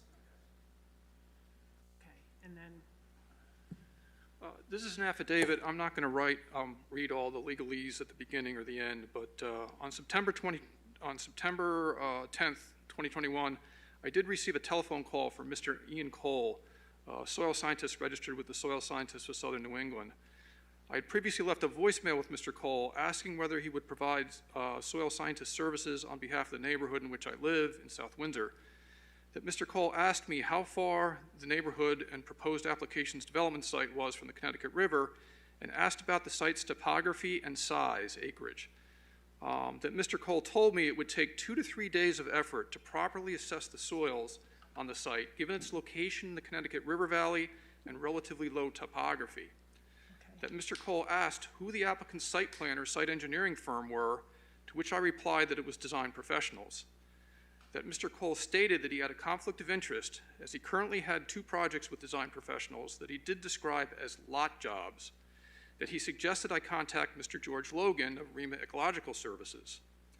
That I explained to Mr. Cole that I had previously spoken with Mr. Logan, and although he was originally quite interested in helping our neighborhood, upon learning that the applicant's wetland specialist was James McManus of JMM LLC, Mr. Logan said that he had to decline, citing his close personal friendship with Mr. McManus. That Mr. Cole did then exclaim, "That's right, Jim McManus started out working for George Logan."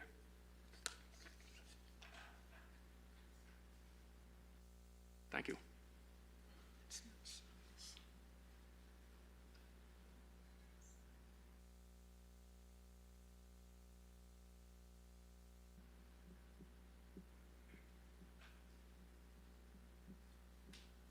All right, I guess if Mr. McManus wants to make any comments about observations made on the 4th, if not, Mr. Logan could make comments.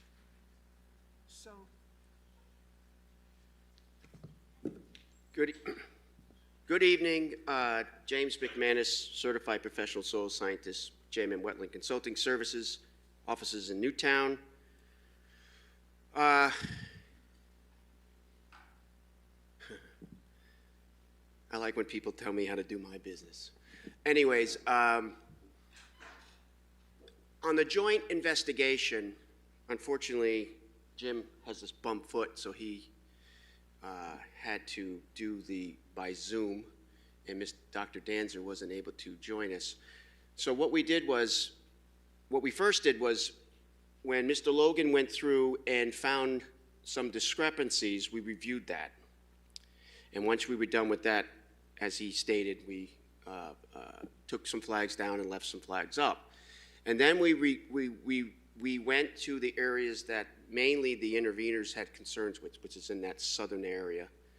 And we did a bunch of probes where we bumped into these mysterious wetland flags. And again, it's hard to describe. Yes, sometimes we do go in at an angle. It's a very stony soils, and some's not here, but that's why we're going to go in to get leverage. But again, 30 plus years of experience, we don't just stop at 20. We build a picture. We don't just use one hole. We use everything. Our experience, landscape position, looking at many different holes, particularly on difficult sites. And so we didn't just, at 20, oh, it's over. We went till we got the answer, and particularly on disturbed areas or challenging areas. So we did that throughout numerous locations. Now remember, Jim might have thought we did it a little quick, but recall we've already been through this. George had spent a day, 6 hours or plus out there, plus the work that we've done that day. I've been all over the site on numerous occasions. I know Mr. Folger with Mr. Ianni has been on occasion. I know Madam Chair has poked her nose out there as well. So this is not the first time we've ever been out on the site. Now, I don't know about walking away from a hole on the off-site properties, but we did numerous auger holes, including myself, and we didn't find any wetlands where Dr. Danzer found wetlands. We didn't see any soils at all that would meet the criteria of a wetland soil. And then we continued into the site, as Jim was saying, beyond the wood pile, where I dug a bunch more holes, and then we did a bunch more holes all over these areas. The coordinates, we double-checked the coordinates that were given to us. So we did a thorough investigation, and the intervenor soil scientist had an opportunity to join us. One couldn't make it, and one has a bum foot. It's not our fault. We did show Mr. Sipperly our augers with the colors, the bright chroma colors that we're looking for, indicating, at these locations, where people thought there were wetlands, here's what we're finding, which indicated clearly that those were not wetland soils. And I'll just finish up with the ditches, looking at the Army Corps. The Army Corps does not look at just soils. The Army Corps looks at soils, vegetation, and hydrology. And both of those ditches will not meet an Army Corps wetland due to the lack of one of those three. Thank you. Thank you. And Mr. Logan, if we've heard comments all around on procedures, so we don't really need back and forth. So just if you would try to give us soil information Sure. focused to the greatest extent, please. I thought one of the commissioners stated that I might want to critique the critique on the methodology. Okay. Okay. So I'll start with the bottom line. The bottom line, in my view, is at the end of the day, what we do is we look at soils. And we determine soil drainage class, which is what's determinant of wetlands in Connecticut. This is primary. Everything else is secondary. Whether Mr. Ayani did something back in 1987 or later, or if there was other information, if there are other flags out there, my job was to go out there and determine to the best of my ability, and I was very satisfied that spending 6 hours was more than enough, because honestly, the physiography of the site is very similar. And I have, if I had an area that was not as homogeneous in a sense, as far as its topography and its vegetation, I'd be digging a lot more holes. But as you look at the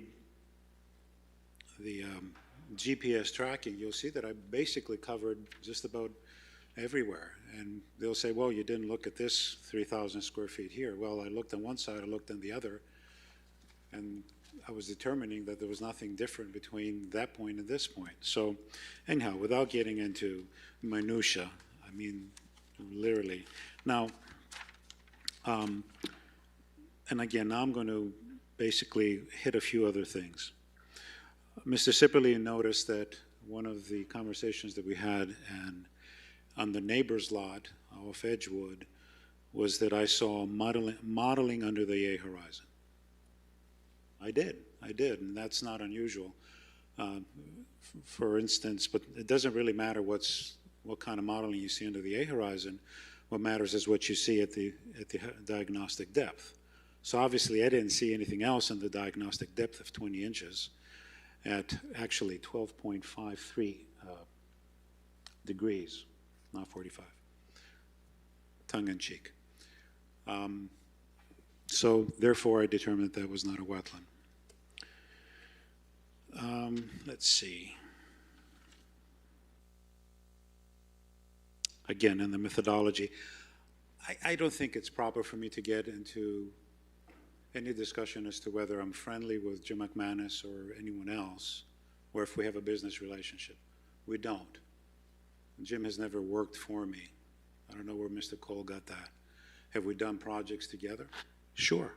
We were even doing one now at the South Hartford Tunnel for MDC.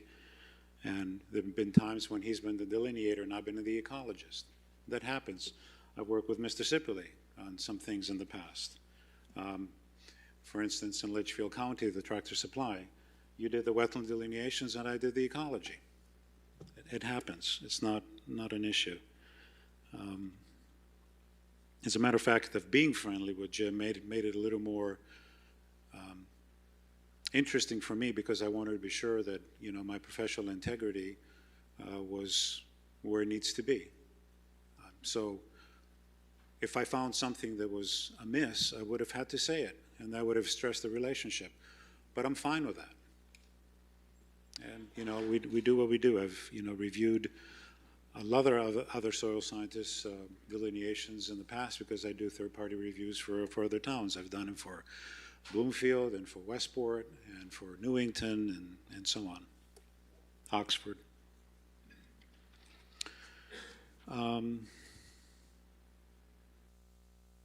I just want to avoid picayune things. I just want to get to the OI. Yeah. I think the question was, why is there an OI and isn't basically an organic horizon not typically formed where there's, wetness? Yes, it does, but not necessarily. This kind of OI, which is more of a duff, is not typically formed in wet soils. It's typically formed in moist soils. Because if you had water going into the OI, it would, anaerobic and aerobic conditions would tend to make it into something of a muck rather than something that's fibrous, if you will. And it's not any rate. So I've many often found OIs or organic, these kinds of organic horizons that are in well-drained soils and moderately well-drained soils. And yes, it is true that I did talk with John early on. He did call me, and I was actually trying to be helpful. But when I heard that, Jim was on the other side, I said, I'm sorry, I can't do that. If Mr. Sibley was on the other side, I probably wouldn't do that either, because I know him. So the more you know a person, the more likely it is that you don't want to oppose him, or seemingly oppose him, which is not really the case because I'm doing an independent third-party review. Okay, I'm almost done here.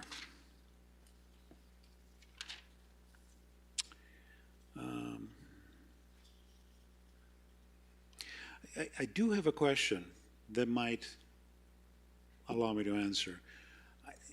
And ask this to Jeff. Did I understand right that Mr. Ianni's first delineation was in 1987? Yes, I believe the initial delineation was in 1987. Okay, so, well, that doesn't surprise me. John has been doing, so I've been doing this for 33 years, and I think John, by the time he was done, he was doing it close to 40 years, or something like that. So 1987, I started in 1989 as a soil scientist, 88 as a wetland scientist. So that was early in his career also.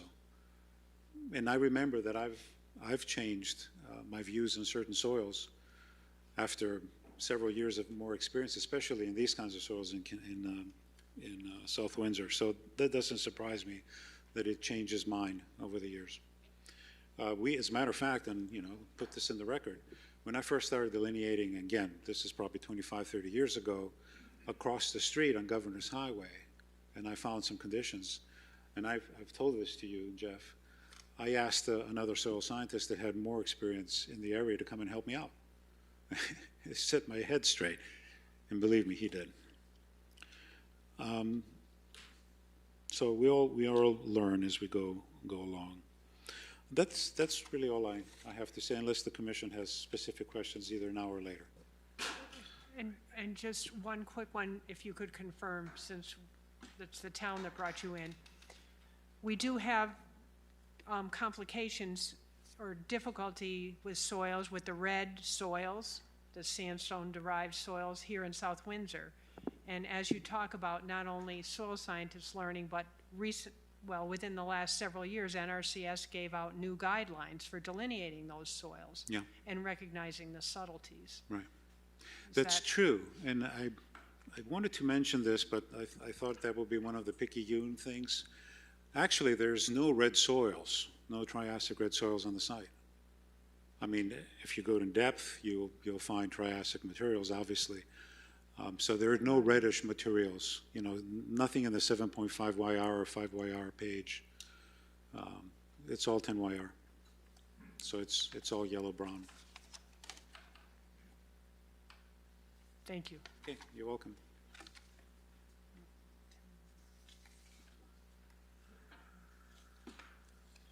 All right, now. Oh, am I out of control? Thank you. All right, commissioners, your turn. Shall we go down the line? If anyone has any question? Yeah, I have a question. He was on site for 2 days. Was the other soil scientist not available on either of those 2 days?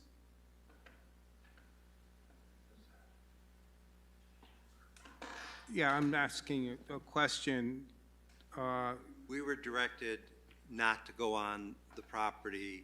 We had the limited opportunity to be there the day that the soil scientists were talking about what they had already done. But we had believed that we would be able to get on the property when the actual testing was being done and do testing. We did not get that from the applicant. We did not get that permission.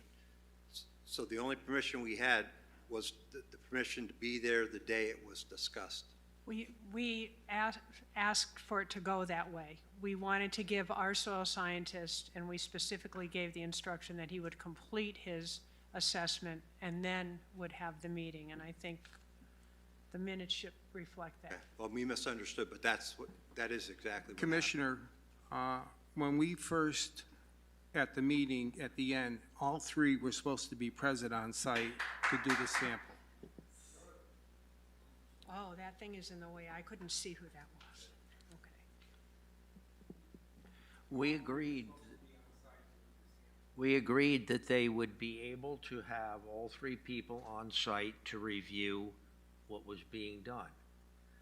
There wasn't an agreement that they would be able to be on site every time anything was being done. And after Mr. Logan did his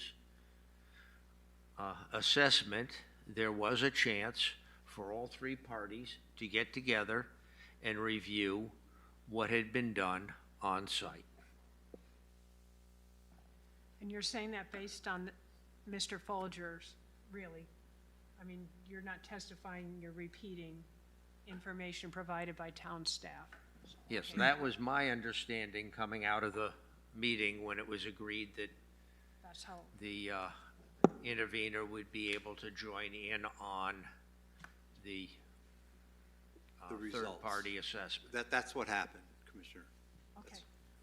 I would like to let the commissioners ask any questions you have either of the soils or on any of the other aspects of this project. Yes. When this is over, will we be able to finish? Yes, like I said, I want to get through commissioners' questions, and then there'll be a hopefully brief public comment type or wrap-up time. I've got a question. I'm lost on the importance of the 475 Governor's Highway submission. If I can get a summary. Mr. Wheeler would like to address that very comment.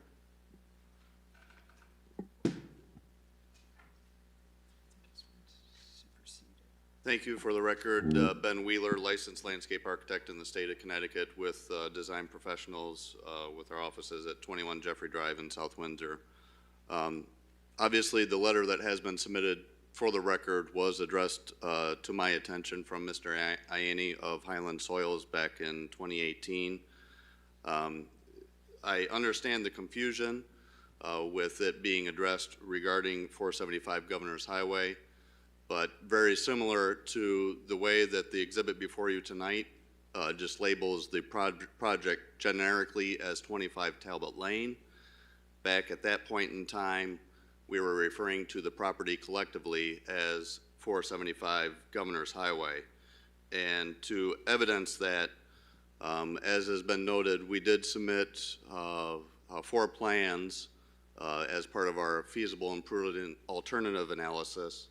The 2 residential plans that have already been submitted, if you look in the title block for those plans, the first one was dated in June 21st of 2006. At that time, that plan used the same entirety of the parcel as the proposal before you. And if you look in the title block on that one, it was labeled 475 Governor's Highway on that one. And then again, the other residential concept that was prepared by myself December 18th, 2017, with my initials on that, again in the title block, is labeled as 475 Governor's Highway. It doesn't specifically mention each of the 4 parcels that comprise this entire project. So that might be a portion of the confusion with that. I also do want to mention regarding that, just so there's clarification, that when Mr. Ianni wrote me that letter, that was based on a subsequent delineation that he had done on this property, that those concepts were based on, and not the original delineation that has been referenced for the French Social Circle Club that was done back in the 1980s. Even though the letter doesn't specifically mention that, I can put that on the record since that letter was addressed to me. So hopefully that does address any confusion with that. Thank you.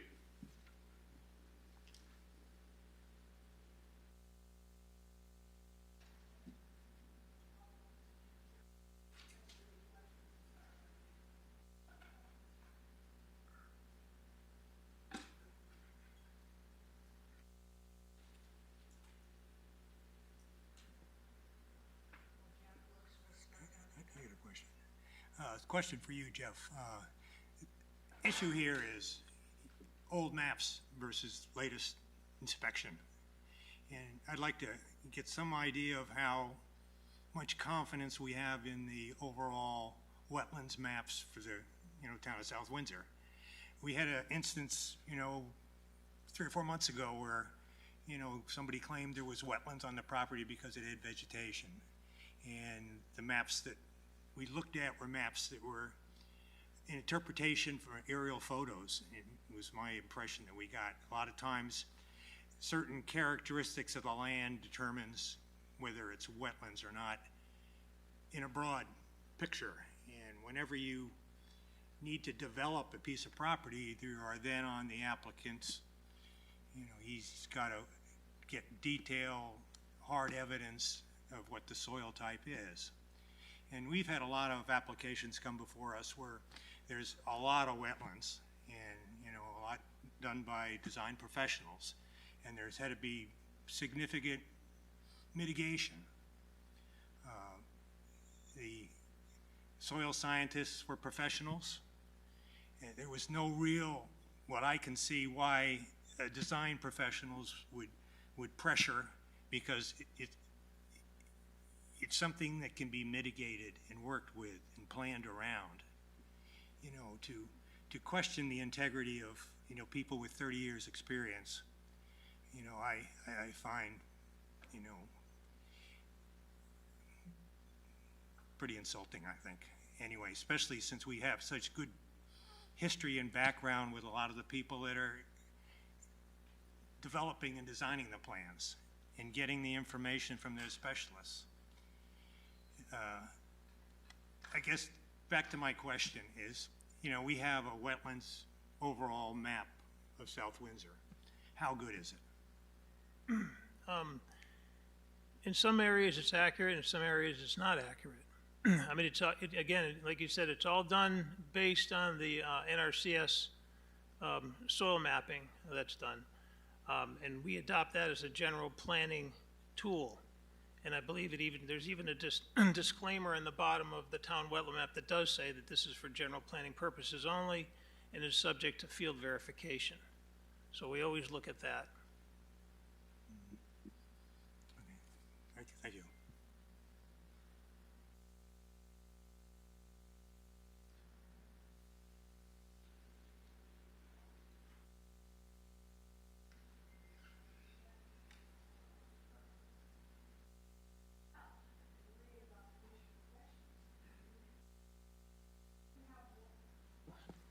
I do have one. Based on the new plan, this is for actually Jeff, will the town engineer be rechecking or reviewing stormwater calculations based on? Yes. Okay. Yeah, I talked with him after getting that question from you, and yes, he does plan on, he would not have an answer for tonight for this meeting, but as part of the planning and zoning application as well, he's going to be reviewing all of the stormwater calcs based on the new layout.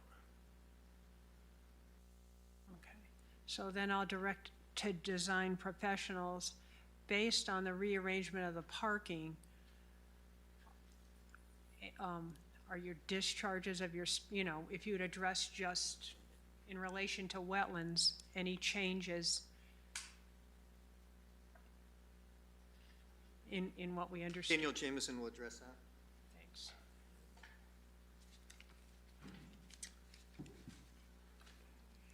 Good evening, members of the commission. My name is Daniel Jameson. I'm a professional engineer in the state of Connecticut and project manager at Design Professional. Regarding the changes to the stormwater design, based off of the changed layout, we actually received or achieved a reduction in our 100-year storm elevation, and we were still able to match all peak flows leaving the property as well. So the stormwater design maintained, was able to stay consistent, and the pond actually got a little bit bigger, and yeah, we were basically able to maintain peak flows as required. And you were taught, had infiltration units? Yes. So we are providing underground chambers on the west side. That is basically to provide conveyance to the large truck loading or truck parking area on that west side there. And in those underground chamber units, we'll promote infiltration. We're not accounting for infiltration, but due to the fact of the gravel underneath it, it will control groundwater. And we did provide isolation chambers to provide water quality for all the water collected off the surface area there. So the changes to the surface parking, did that change anything about that underground structure? So we did have to reorganize some things based off of the new grading. And as stated in the last meeting, Mr. Jeff Doolittle asked us to evaluate the water quality for the 2-year storm. So we actually sized those chambers to account for 3 inches of rain instead of the 1 inch that's normally recommended by the 2004 Connecticut Stormwater Quality Manual. So it was our opinion that, yes, we did meet all the requirements and some, and with that we were able to maintain and still meet peak flows and maintain the reductions that we stated the first with the original plan. Okay, thank you. All right, no other. Then I think you had something you wanted added, just for the record, something you'd gone over earlier. Yes. So in my presentation regarding the feasible and prudent alternative, I had indicated that we had a witness to talk to the comments made at the September 1st meeting about the feasible and prudent alternative not being feasible or prudent. And this is Mr. Butler. I'd call him to the podium, please. Thank you. Right.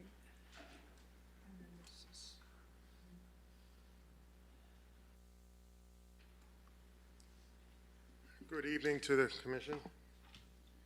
My name is Derek Butler. I live at 596 Governor's Highway. My family's been in distribution and warehousing since the Red Ball Express supplied General Patton in North France after the Normandy breakup.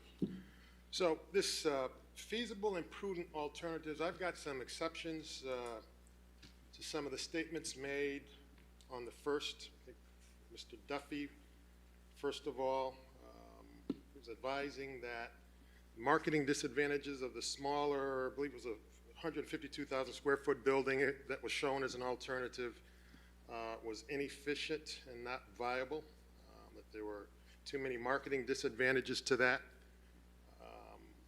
I currently run a 200,000 square foot distribution center in New Britain, Connecticut. It's a public warehouse. Contrary to what Mr. Duffy reports, that smaller user, it's a very active market for us in the area. Square footage amounts from 120,000 square feet to 40,000 square feet, both long and short-term users. We get 3 to 4 potentials a month. Currently, about half of those I can't service because we are just about full right now, as is most commercial warehouses in the area. We're at peak demand. I went out to our commercial consultants because we're dealing in warehouses and space quite often. And they also verified that that user from 150,000 square foot down to 30, 40,000 square foot is very active. There's a lot of need and a lot of potential there. So I don't believe that from a marketing standpoint, there's a disadvantage to the 150,000 square foot alternative that was shown on the 1st of September. I do feel that there's a push to maintain 350,000 square foot building because it's for specific use for a specific tenant that's just, for some reason, just not being mentioned or named at this time. My consultant also advised me that it's kind of unusual to build a 350,000 square foot box on spec. Usually it's for a specific tenant.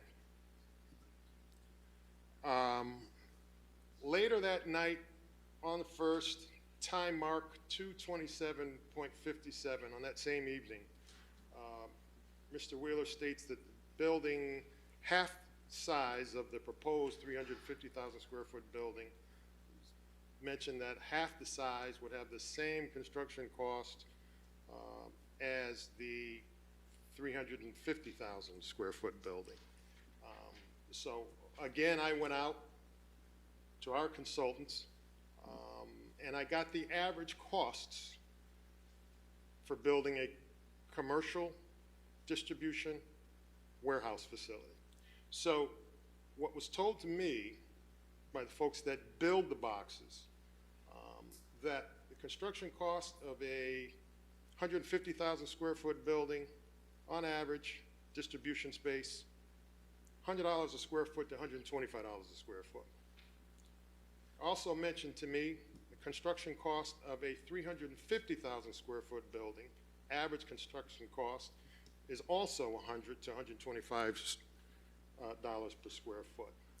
And the only way that you would have the smaller box be more expensive than the larger is if there's some sort of automation or something that's planned that's not in the big plan.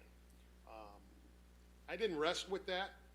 I hopped on the phone again today, this morning, and these folks didn't even mind being named, but I called out to PDS in Windsor, and they advised me that they could very easily build a 150,000 square foot distribution facility and bring the budget in under $125 per square foot. So it can be done. Cost really is not a disadvantage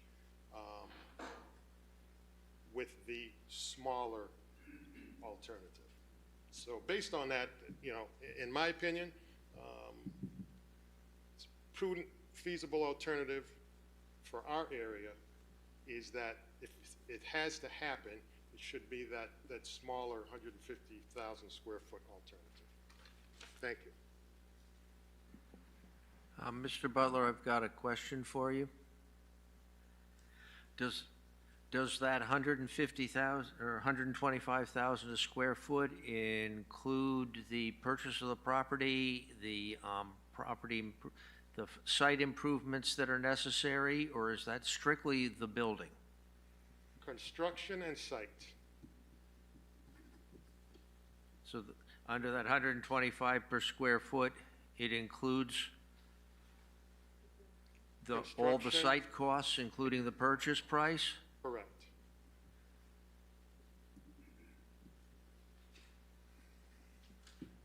Okay, that sounds low from my experience doing industrial construction management for a good part of my career.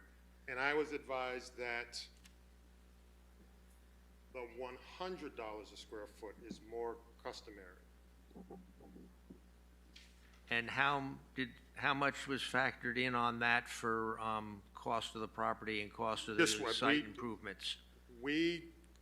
I went out to them to get a handle on how a larger box could cost more than a smaller box.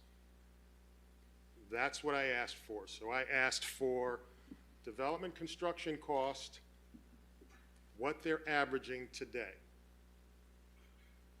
Seems like it's the building, not the site work. Okay, and they did confirm that that's includes all the site work and the cost of purchasing the property? Correct.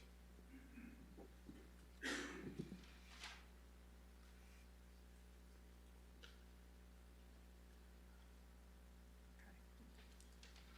right. Thank you. And then, I have a quick comment on property purchase cost, if you may allow me. It's a matter of public record that 25 Talbot and 5 Talbot, combined parcel of 3 acres, sold for $250,000 to the applicants. That's about $71,000, give or take, per acre. The combined parcel of 475 and 551 Governor's Highway sold for $750,000. That's about $28,000 per acre. These parcels directly abut each other. It's not a question of being landlocked. We have the old Newberry Road and the curb cut there. So I wondered from the beginning what it was that's different about the 475 and 551 Governor's Highway parcel that made it far less than half the cost per acre. Thank you. and I'm following up on Commissioner Phillips's comment about the Army Corps, and I don't see anything in your regulation, so I think you're correct about the Army Corps. However, under Section 6, it does state that when discharges of water are waters of the state, that the state, meaning the DEEP, has, it looks like concurrent authority with this agency or with this commission, because it says, in addition to any permit approval required by the agency, the Commissioner of Environmental Protection shall regulate waters affecting wetlands and watercourses, and it lists 5 things, and one of them is discharges of waters, discharges into waters of the state. And it's our position that this site does discharge waters into waters of the state, and John is going to explain how we've learned that.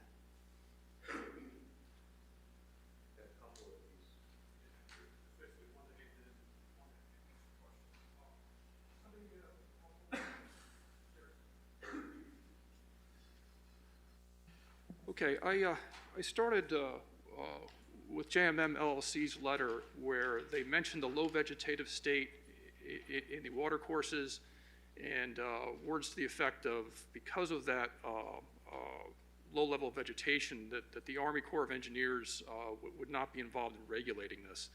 I've already mentioned there's some changes in regulations, but let's talk to state waters here. It's important to realize that the water courses on the easterly side of the site do discharge through the stormwater system of Cody Circle and Belden Road, but some neighbors actually took a film of water heading northward off the Governor's Highway site and onto the properties. I think 570 Governors was one of those properties. I actually didn't believe them at first, because my understanding was we were in the subwatershed of the Podunk River, and that's where we resided. Those are based on my studies of the stormwater system that date back many years. But I was learning more about hydrology and surface water flow, and the U.S. Environmental Protection Agency has the Waters GeoViewer system. And what you see before you is the applicant site. Governor's Highway is up here, Talbot Road is here, and there's actually a U.S. EPA subwatershed divide running through the property. And in fact, most of these water courses that the applicant wishes to fill in are part of the Podunk River watershed. But in fact, most of the site is part of the Stoughton Brook watershed. And the Stoughton Brook, therefore, should be given some consideration here. If you have it just a minute or two, I'll go over the hydrological connections that occur between the Stoughton Brook and the applicant site. We have some pictures and a diagram to show those hydrological connections, because I do believe if this site is altered, it's going to affect the Stoughton Brook. I have personally, on bicycle and foot, traced the Stoughton Brook all the way down the Connecticut River. There are a number of interconnected wetlands there. So if you want, I'll show you real quick the hydrological connections.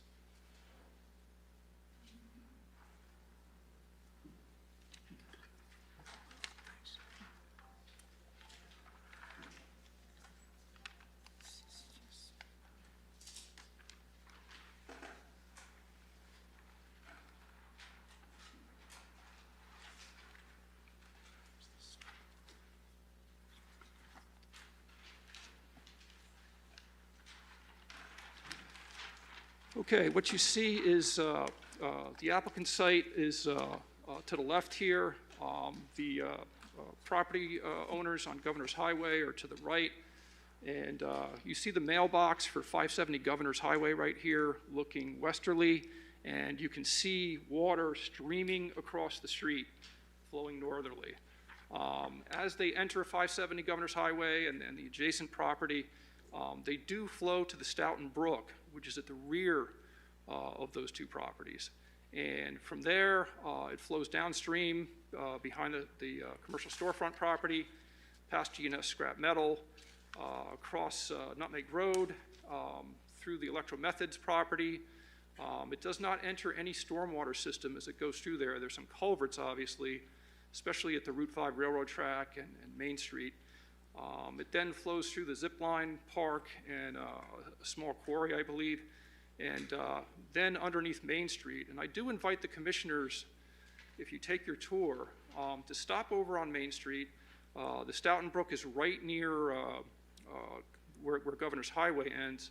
There's a couple of guardrails. There is a green sign if you're heading southerly that says, hey, this is the Stoughton Brook. Have a look at those waters. Have a look towards the Connecticut River. It's a very picturesque thing, and there is some concern that as this site develops, you're changing the surface water hydrology. There's one more surface water connection. Derek's holding it over there. This is actually extracted from the applicant's plans. You see a circle there in the middle. That circle is surrounding a stormwater pipe. And the applicant's site is on the bottom there, and then you're heading northerly. There's actually a stream, so water flows through this pipe across Governor's Highway and then into very quickly into a stream that runs along the commercial storefront property and joins the Stoughton Brook as well. So there's two hydrological connections from this property over to the Stoughton Brook. Thank you.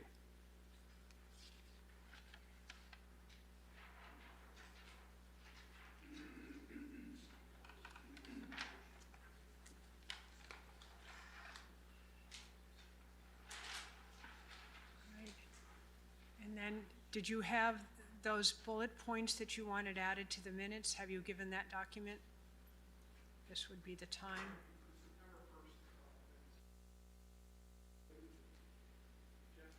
They'll be added to the minutes of this meeting. So you've got a summary of intervenor points. Is that what that is? And it's the same, are they the same points that were handed out at the September 1st meeting? Yeah, there's main bullet points and sub-bullet points, because I know you have a lot of paper, and it's nice to have one sheet of paper to... Understood. So the commissioners, we all have that in our packets already. We have that information. They just, it's their request that they be addended to minutes rather than just be in the general record of the meeting. Okay. All right. Is that the end of the new information that you are presenting? Okay, this is not back and forth debate. This is new information. Okay. Then hearing none,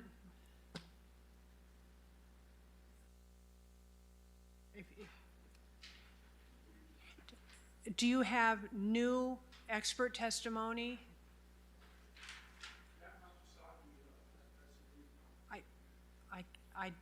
I do not know what you're saying.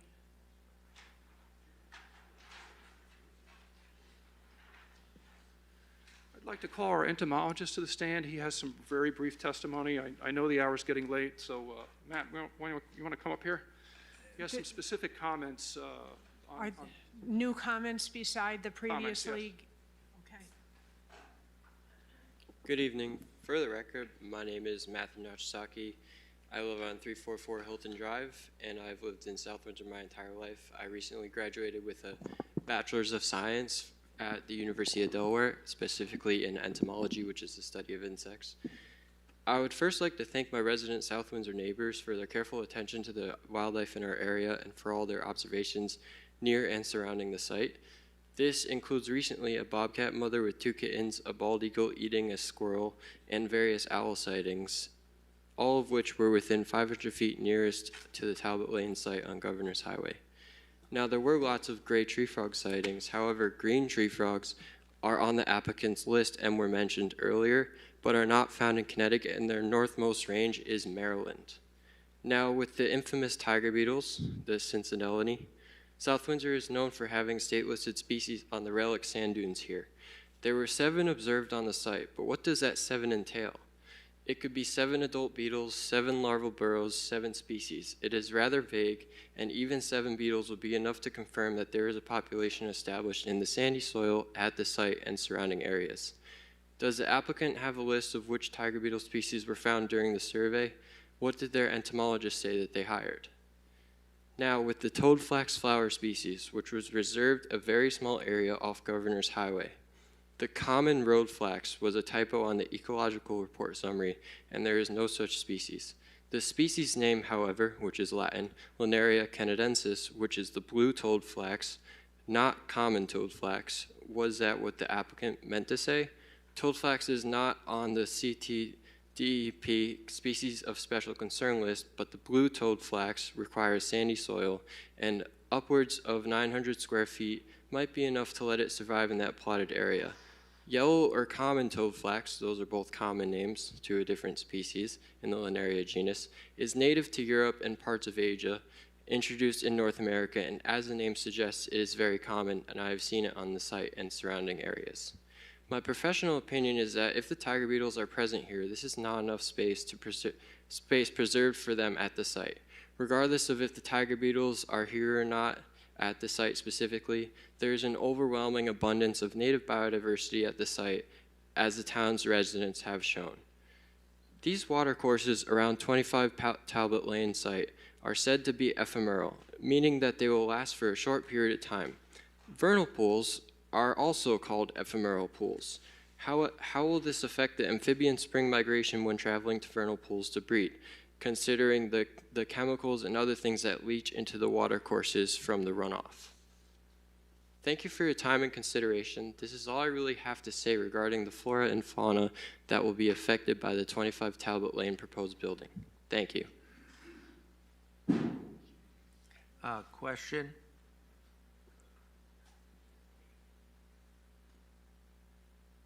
Yes. Do you have evidence of vernal pools? I have evidence that is anecdotal of seeing vernal pools in the past, but I have not been able to be on site in the last over a year, so not current. And in what way do the tiger beetles affect wetlands and watercourses? Well, there's multiple species listed in Connecticut under special concern, one of which is being endangered only in the state of Connecticut, Cincidella lepida, which is the ghost tiger beetle.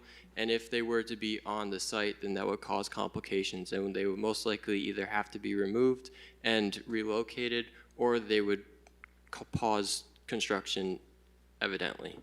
Well, that may be true, but in what way is that something that should be dealt with by this commission? In what way does it have a probability of causing irreparable harm to wetlands and watercourses, which is with the purview of this commission?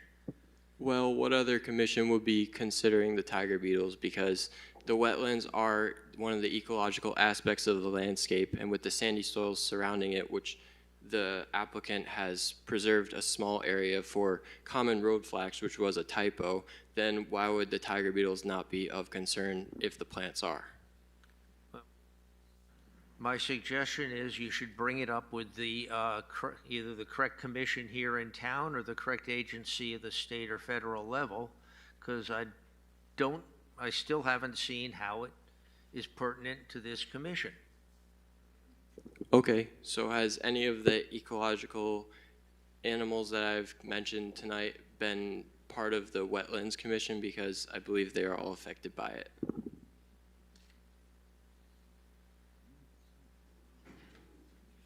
So I'm still waiting for you to tell me how this has the probability of causing irreparable harm to wetlands and watercourses from the species that you listed. Can you repeat that? As an intervener, you are to show that there's a probability of irreparable harm to, in our case, the wetlands and watercourses of the data you are presenting. Right, and what I am mentioning... These varying things like the tiger beetles or the bobcats, I don't see a relationship between them or the other things that you have mentioned. I haven't heard you give me how their presence in conjunction with the proposed activities causes irreparable harm to the wetlands and watercourses. I'm just stating what I stated last wetlands meeting, and what I'm going over is the discrepancies in the applicant's ecological survey, and then comparing it with what the townspeople have brought up.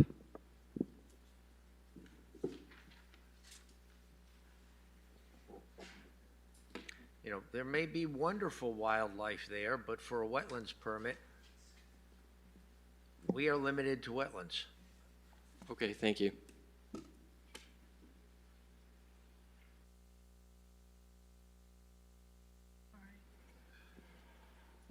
Would the app, okay, all right. Yeah. The intervener needs to present evidence for the commission to consider and to weigh in terms of the impacts on the wetlands and watercourses, so. Okay, so our intervener petition does cover the air. I'm sorry, does cover the air. And I think the air is relevant here. As an intervener, you bear some responsibility for your neighbors who maybe don't understand everything that's happening or don't understand the dialogue. We have a new neighbor, frankly. In the middle of the pandemic, Carlos Pasta went bankrupt. A company came in, I think they're from the Midwest somewhere, and they purchased the property for $26 million. And frankly, right now, if this goes forward, there will be a large number of loading docks. You've already heard from Mr. Butler that due to the federal motor highway regulations, below a certain ambient temperature, those trucks have to idle for, I believe it's 27 minutes. And they're literally 40 or 50 yards from the air intakes at Carlos Pasta. I know it's not directly the purview of this commission to decide. No, it's not in the purview of this commission. Right. We cannot, by law, consider those things. And I also wish to correct myself. I used the term irreparable when I was talking about and I should have used the term unreasonable. Okay. And that that it's reasonably likely to cause unreasonable harm. And so what I would appreciate right now, I want new information. This is not meant to be like debate this, that. I would like new information or answers to anything that's left an outstanding issue, if the applicant would like to make it. Wetlands Commission will deliberate after we get the information and close the hearing. Okay. So the only new information that we have left for the night is there were 2 videos submitted. There was some confusion with town staff. I think one of them was filmed on a Mac type or iPhone type device, and there was issues playing them on the PC. I do believe we've overcome all of those. I don't know if you've already seen the videos, that's fine, but given that the South Windsor sports teams are called the Bobcats, we thought we'd play that quick video and also play the Eagle video. Both of these videos were filmed within the 500-foot of butter line. And I've watched the videos, and again, my question is, how is that reasonably likely to cause unreasonable harm to wetlands and watercourses? Well, look, watercourse function analysis, okay? Animals drink there, okay? Plants draw their water from there. And they'd not be able to get water elsewhere? Not if they're leveled by an earth mover, no. I don't want to debate this given the lateness of the hour. As was pointed out earlier, and I have pointed out at other sessions, you know, we are limited as to what we can do. We do not do wildlife, we do not do air.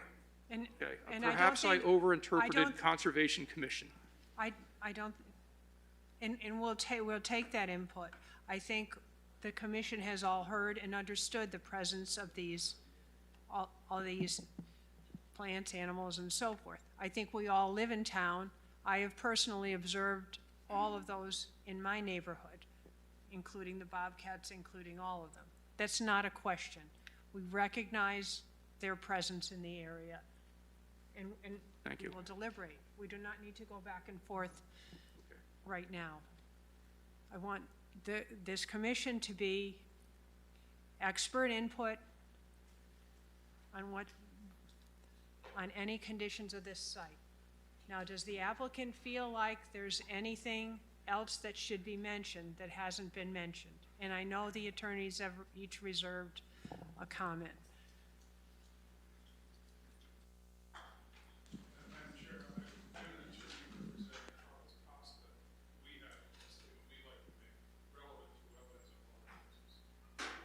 Please, Cobb, thank you. And I have copies of my letter. I'm just going to read the letter. It's short, mercifully short, considering I'm an attorney. It's a good thing. So if I may, my name is Brian Smith. I'm an attorney with Robinson & Cole in Hartford, Connecticut. I'll read this letter. We were just retained, so we haven't had the opportunity to be here in all the other hearings, but my client does have the concerns that I'm going to mention now. Dear Chairperson Kelly and Commission members, this letter is written on behalf of our clients, NFP Real Estate LLC, owner of 50 Talbot Lane, and the operating entity CP Foods DBA Carlos Pasta, hereinafter collectively referred to as Carlos Pasta. As the adjoining neighbor west and southwest of the proposed development, Carlos Pasta has concerns with the proposal to construct a 359,640 square foot distribution facility that will generate a considerable amount of stormwater runoff from the roof and other impervious surfaces and could potentially cause or exacerbate drainage issues on the Carlos Pasta property. We understand that a retention basin is planned that should accommodate the anticipated runoff, but Carlos Pasta respectfully requests that the Commission and your town staff carefully scrutinize the stormwater management system. And parenthetically, outside of the letter, I believe, Madam Chairman, you were asking that the town staff run the new stormwater calculations, and that's what we're really requesting here, that they scrutinize them very carefully. Please ensure that the plans for its maintenance are robust and adequate to prevent any adverse impacts to the Carlos Pasta facility and its parking lots, and do not inappropriately disturb the Newberry Brook or on-site wetlands. If you determine that what has been proposed is inadequate, we request that the Commission revise the scope of the project so it will comply with your requirements. In our review of the Stormwater Management Report, 25 Talbot Lane, 5 and 25 Talbot Lane, and 475 and 551 Governor's Highway, South Windsor, Connecticut, prepared by Design Professionals, Inc., dated July 2nd, 2021, and revised October 15th, 2021, we note on page 4 therein that the applicant's proposed water quality basin, quote, shall be evaluated at least every 5 years for the buildup of organic matter, close quote. In addition to the private requirements that we have by virtue of drainage easements, we request that these evaluations of the proposed water quality basin be done every 3 years instead of every 5 years due to the increasing number and intensity of storm events. Thank you for your consideration of Carlos Pasta's concerns and requests. Thanks very much. And you have the adequate number of letters. So you have a few more.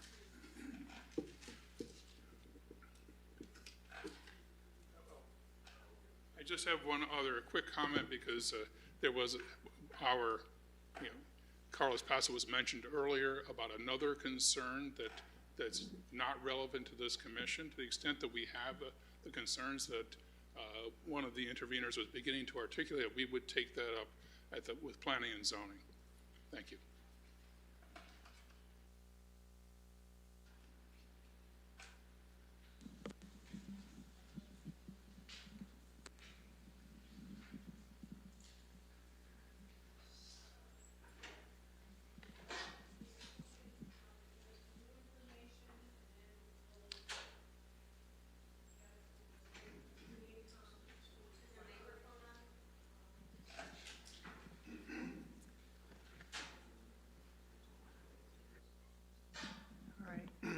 Again, for the record, Peter DeMalley, just one brief comment, and that's that we've already stated that we had designed the drainage system for Carlos Pasta, and also the drainage system to handle this site, which is a separate piping system to handle this flow, and basically goes through the Carlos Pasta site. It's exclusive to the drainage for this site.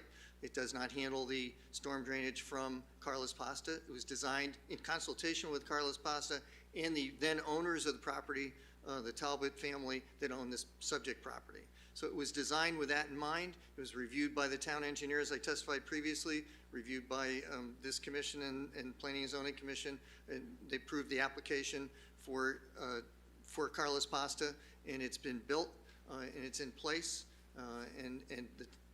all the engineers working on it concluded it was adequate to handle the flow from this site. I don't think we need to get into the specific details of that unless you'd like us to, but I don't think it's necessary.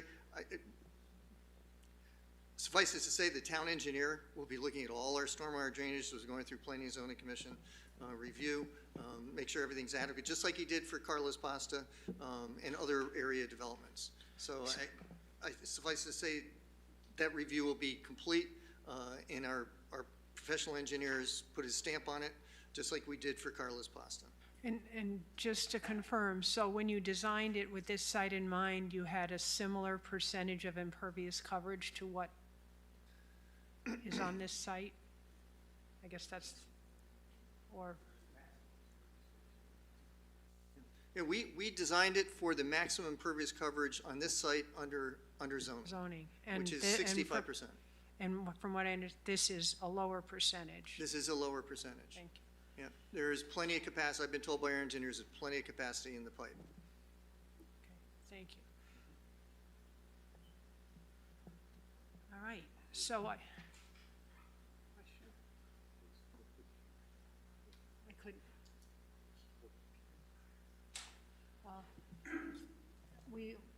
We did reserve, I guess we can give a couple minutes to each of for conclusion. I think I would like to comment, you can summarize your positions and all. The commission understands its duties and responsibilities and will make conclusions based on what we hear from your evidence, I know so if you would like to conclude. I'll let Attorney Sparks talk about that, but this, for the record, this is Jim Sipperly. To answer Commissioner Phillips's question about how wildlife and things play into this, it does. I don't know if there's been a complete evaluation of the function and values of the watercourses and wetlands on this site. I assume there was, but I don't think I've seen it. But one of the functions of a wetland and watercourse that is listed is wildlife habitat. So when you're looking at projects, you have to determine what the existing functions and values of the wetlands are, including that wildlife habitat, as opposed to how it's going to be affected by post-development. And the commission should determine, in order to approve an application, that the functions and values of the wetlands and watercourses are not going to be impacted and they're not going to change. So that's kind of a tie-in there.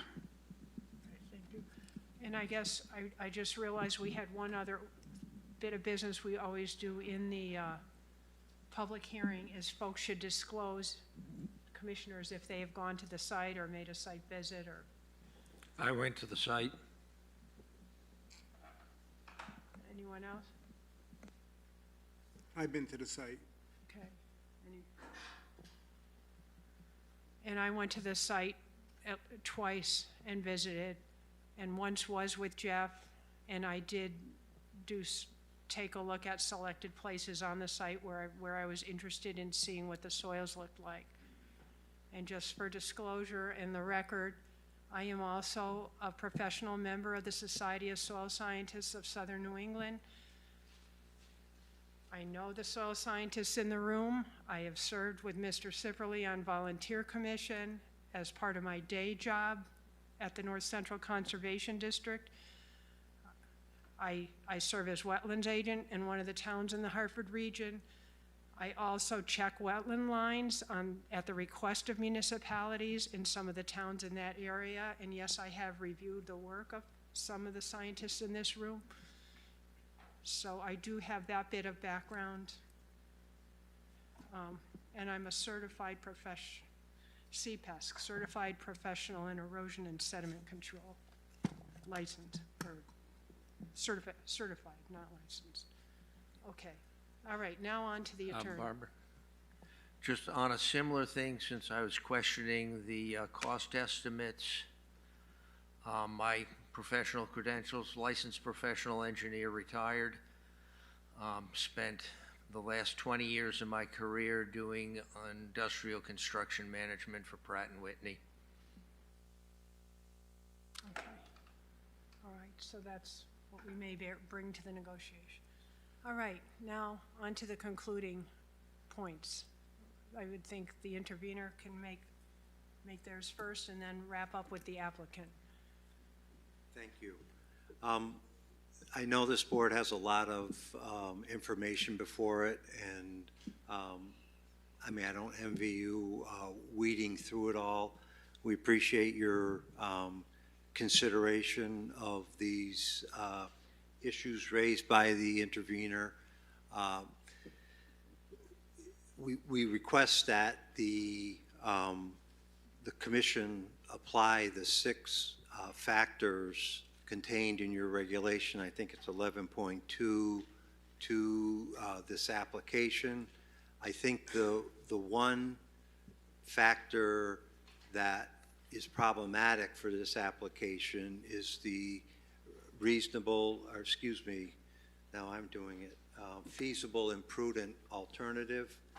And the case is Sampiri versus Inland Wetlands, 226 Connecticut 579. And the Supreme Court stated that the applicant must demonstrate to the local inland wetlands agency that the proposed development plan, insofar as it intrudes on the wetlands, is the only alternative that is both feasible and prudent.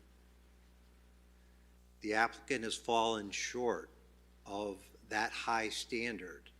They have actually produced alternatives that are both feasible and prudent, and we have testimony on that, and that's the problem with this application. If the application did not intrude onto wetlands, it would be a different scenario, because that's required for the standard to apply. But the fact that it does makes Sampiri applicable and is really the stumbling block for this application because this commission needs to put on the record, based on the evidence before it, that this application, that this proposal is the only alternative that is both feasible and prudent. Thank you.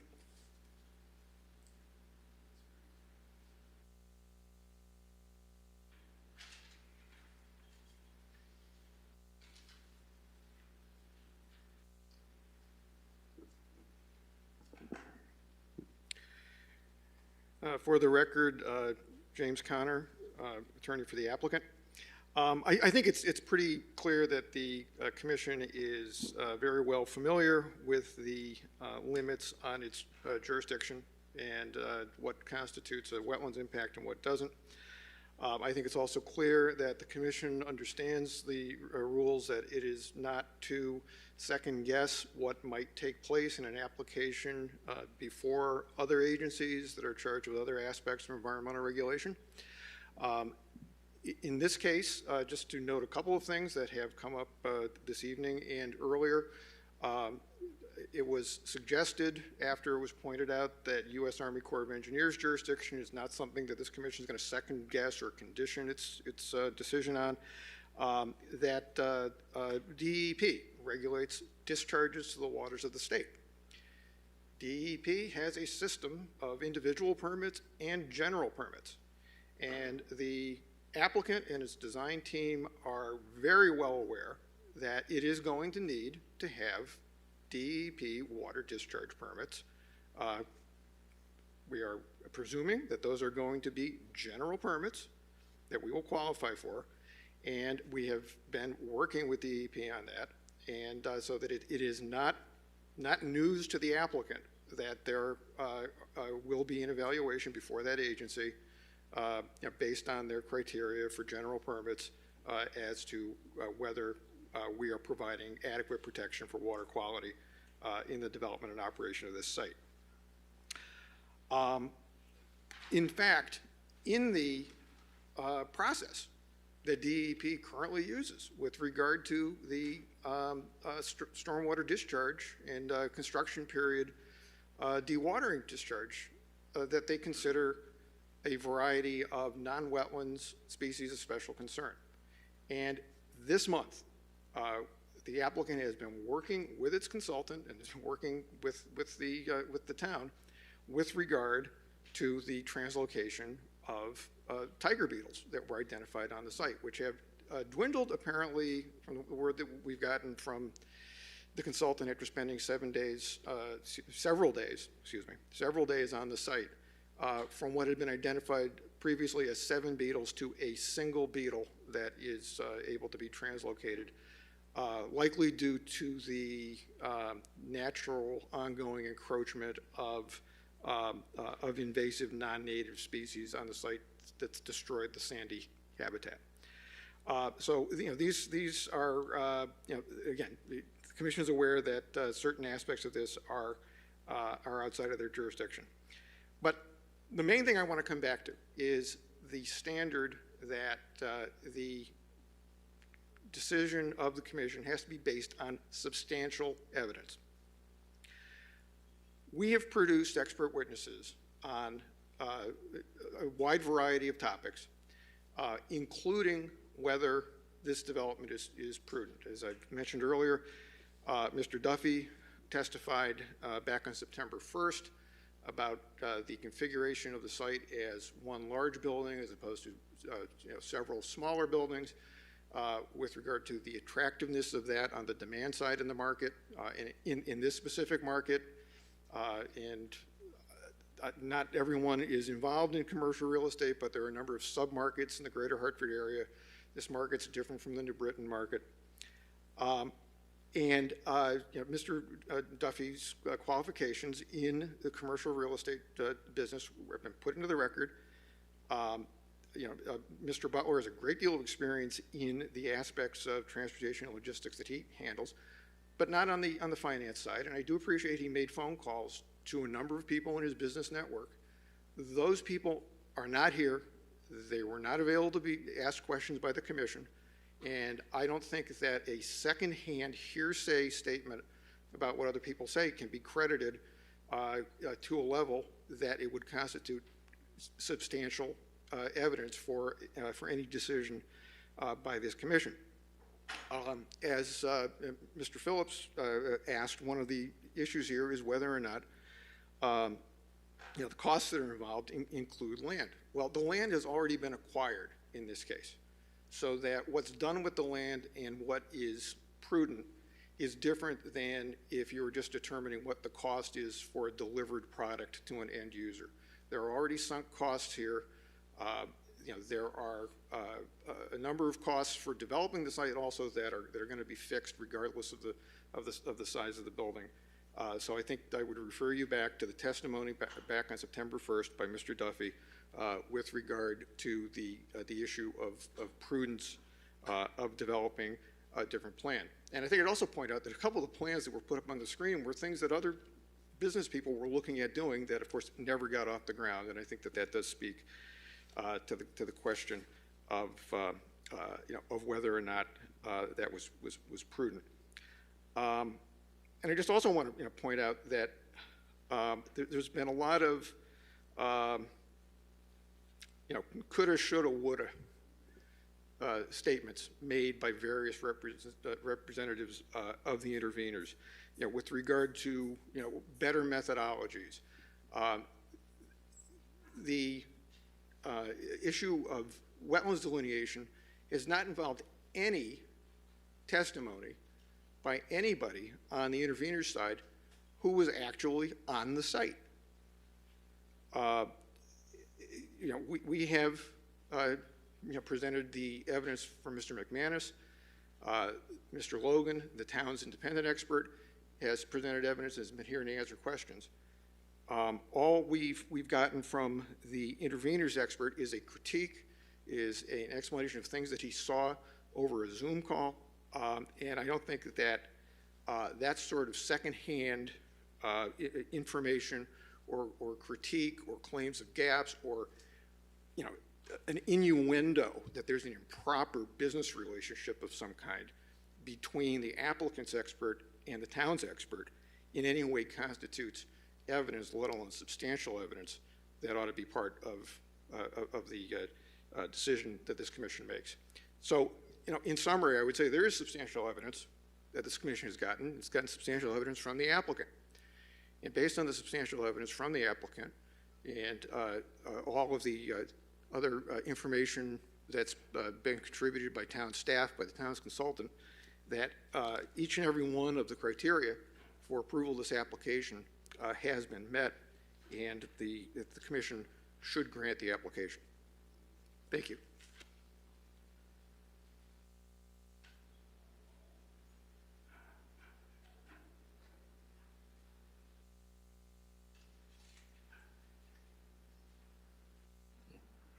Move to close the hearing on application 21-36P.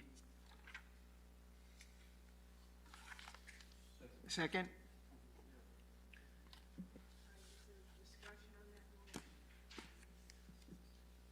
What? I'd want to say I want to thank all those that have presented testimony here for the efforts that they have done, and that the commission will now proceed to weigh all of the testimony and, based on the whole testimony given during the public hearing, render a decision when we finally get into that phase of our discussions.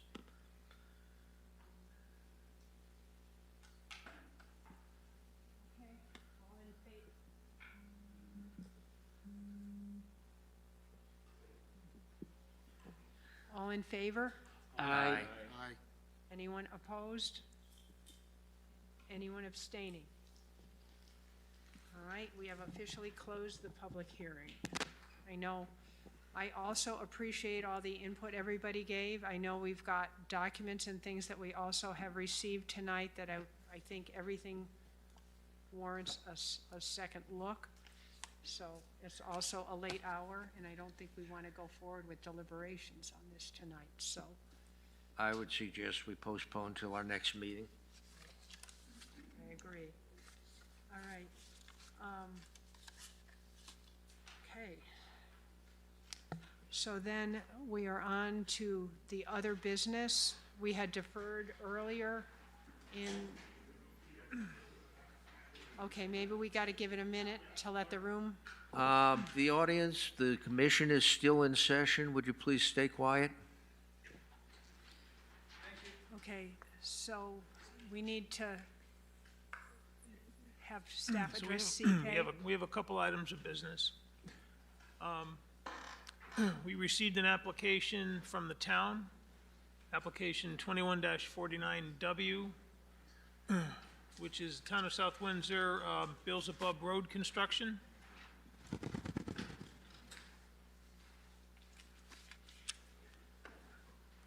It needs it. I'm sorry? Beelzebub Road needs reconstruction. Yes, it does. Yes, it does.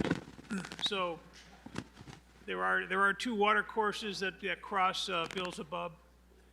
One of the water courses, which is the northernmost one, it is in an existing culvert, and there is a proposal as part of the reconstruction to rework the outfall of that culvert. So there will be some direct wetland disturbance associated with that operation on it.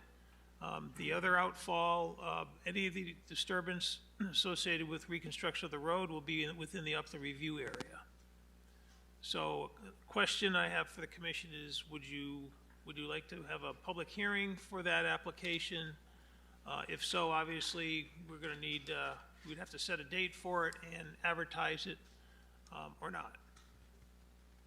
Historically, we've held public hearings on town projects because it's public money being spent, and the chances are there may be somebody concerned about how their taxpayers' dollars are being spent.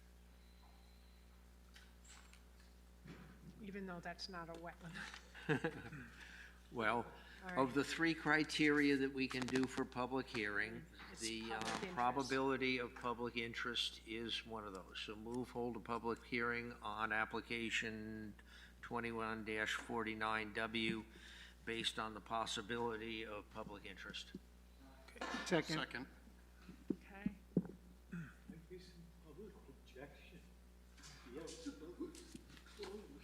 Yeah. All right. There we go. All right. So any discussion on that motion? Oh, we would hold that public hearing. Do we want to set? So our next scheduled meeting, I believe, is November 3rd. Yeah. So would we want to set it following the deliberations on the other application? Normally, we would hold public hearings first before we would acting, because the acting on this, on the Talbot Road would come under old business now. Yeah, all right. Okay, so for the November 3rd meeting then, set the public hearing? All right? Okay. All in favor of that motion? Aye. Opposed? And abstaining? Okay, then we have one other item quickly. So the last item, and we touched upon it at the beginning of the meeting, to refer it under other business, is the violation occurring at 40 C-Pave on it. My inclination is to issue a cease and desist order, which would also result in a show cause hearing as part of that cease and desist order. The timing of that, obviously, we have to issue one within 10 days of the opportunity for the cease and desist, or for the show cause hearing. So would you also want to, number one, would you agree that that's the appropriate move? And number two, we time that for the meeting on the 3rd? I would agree that it's time for a cease and desist, I mean, an order ceasing correct. Now, the question is, do we want to postpone it 2 weeks and not have too many things to be doing on the meeting of the 3rd? I don't know how busy, well, then I think you'd have to wait and issue it. I think we'd want town staff there, and town staff won't be there the 17th, so. I don't expect this would be a long show cause. My anticipation is it would not as well.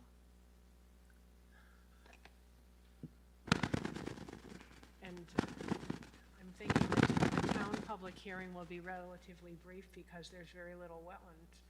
Yeah, that's probably true. So I think we could do both of them. I mean, I'm just throwing that Okay. out. Pardon?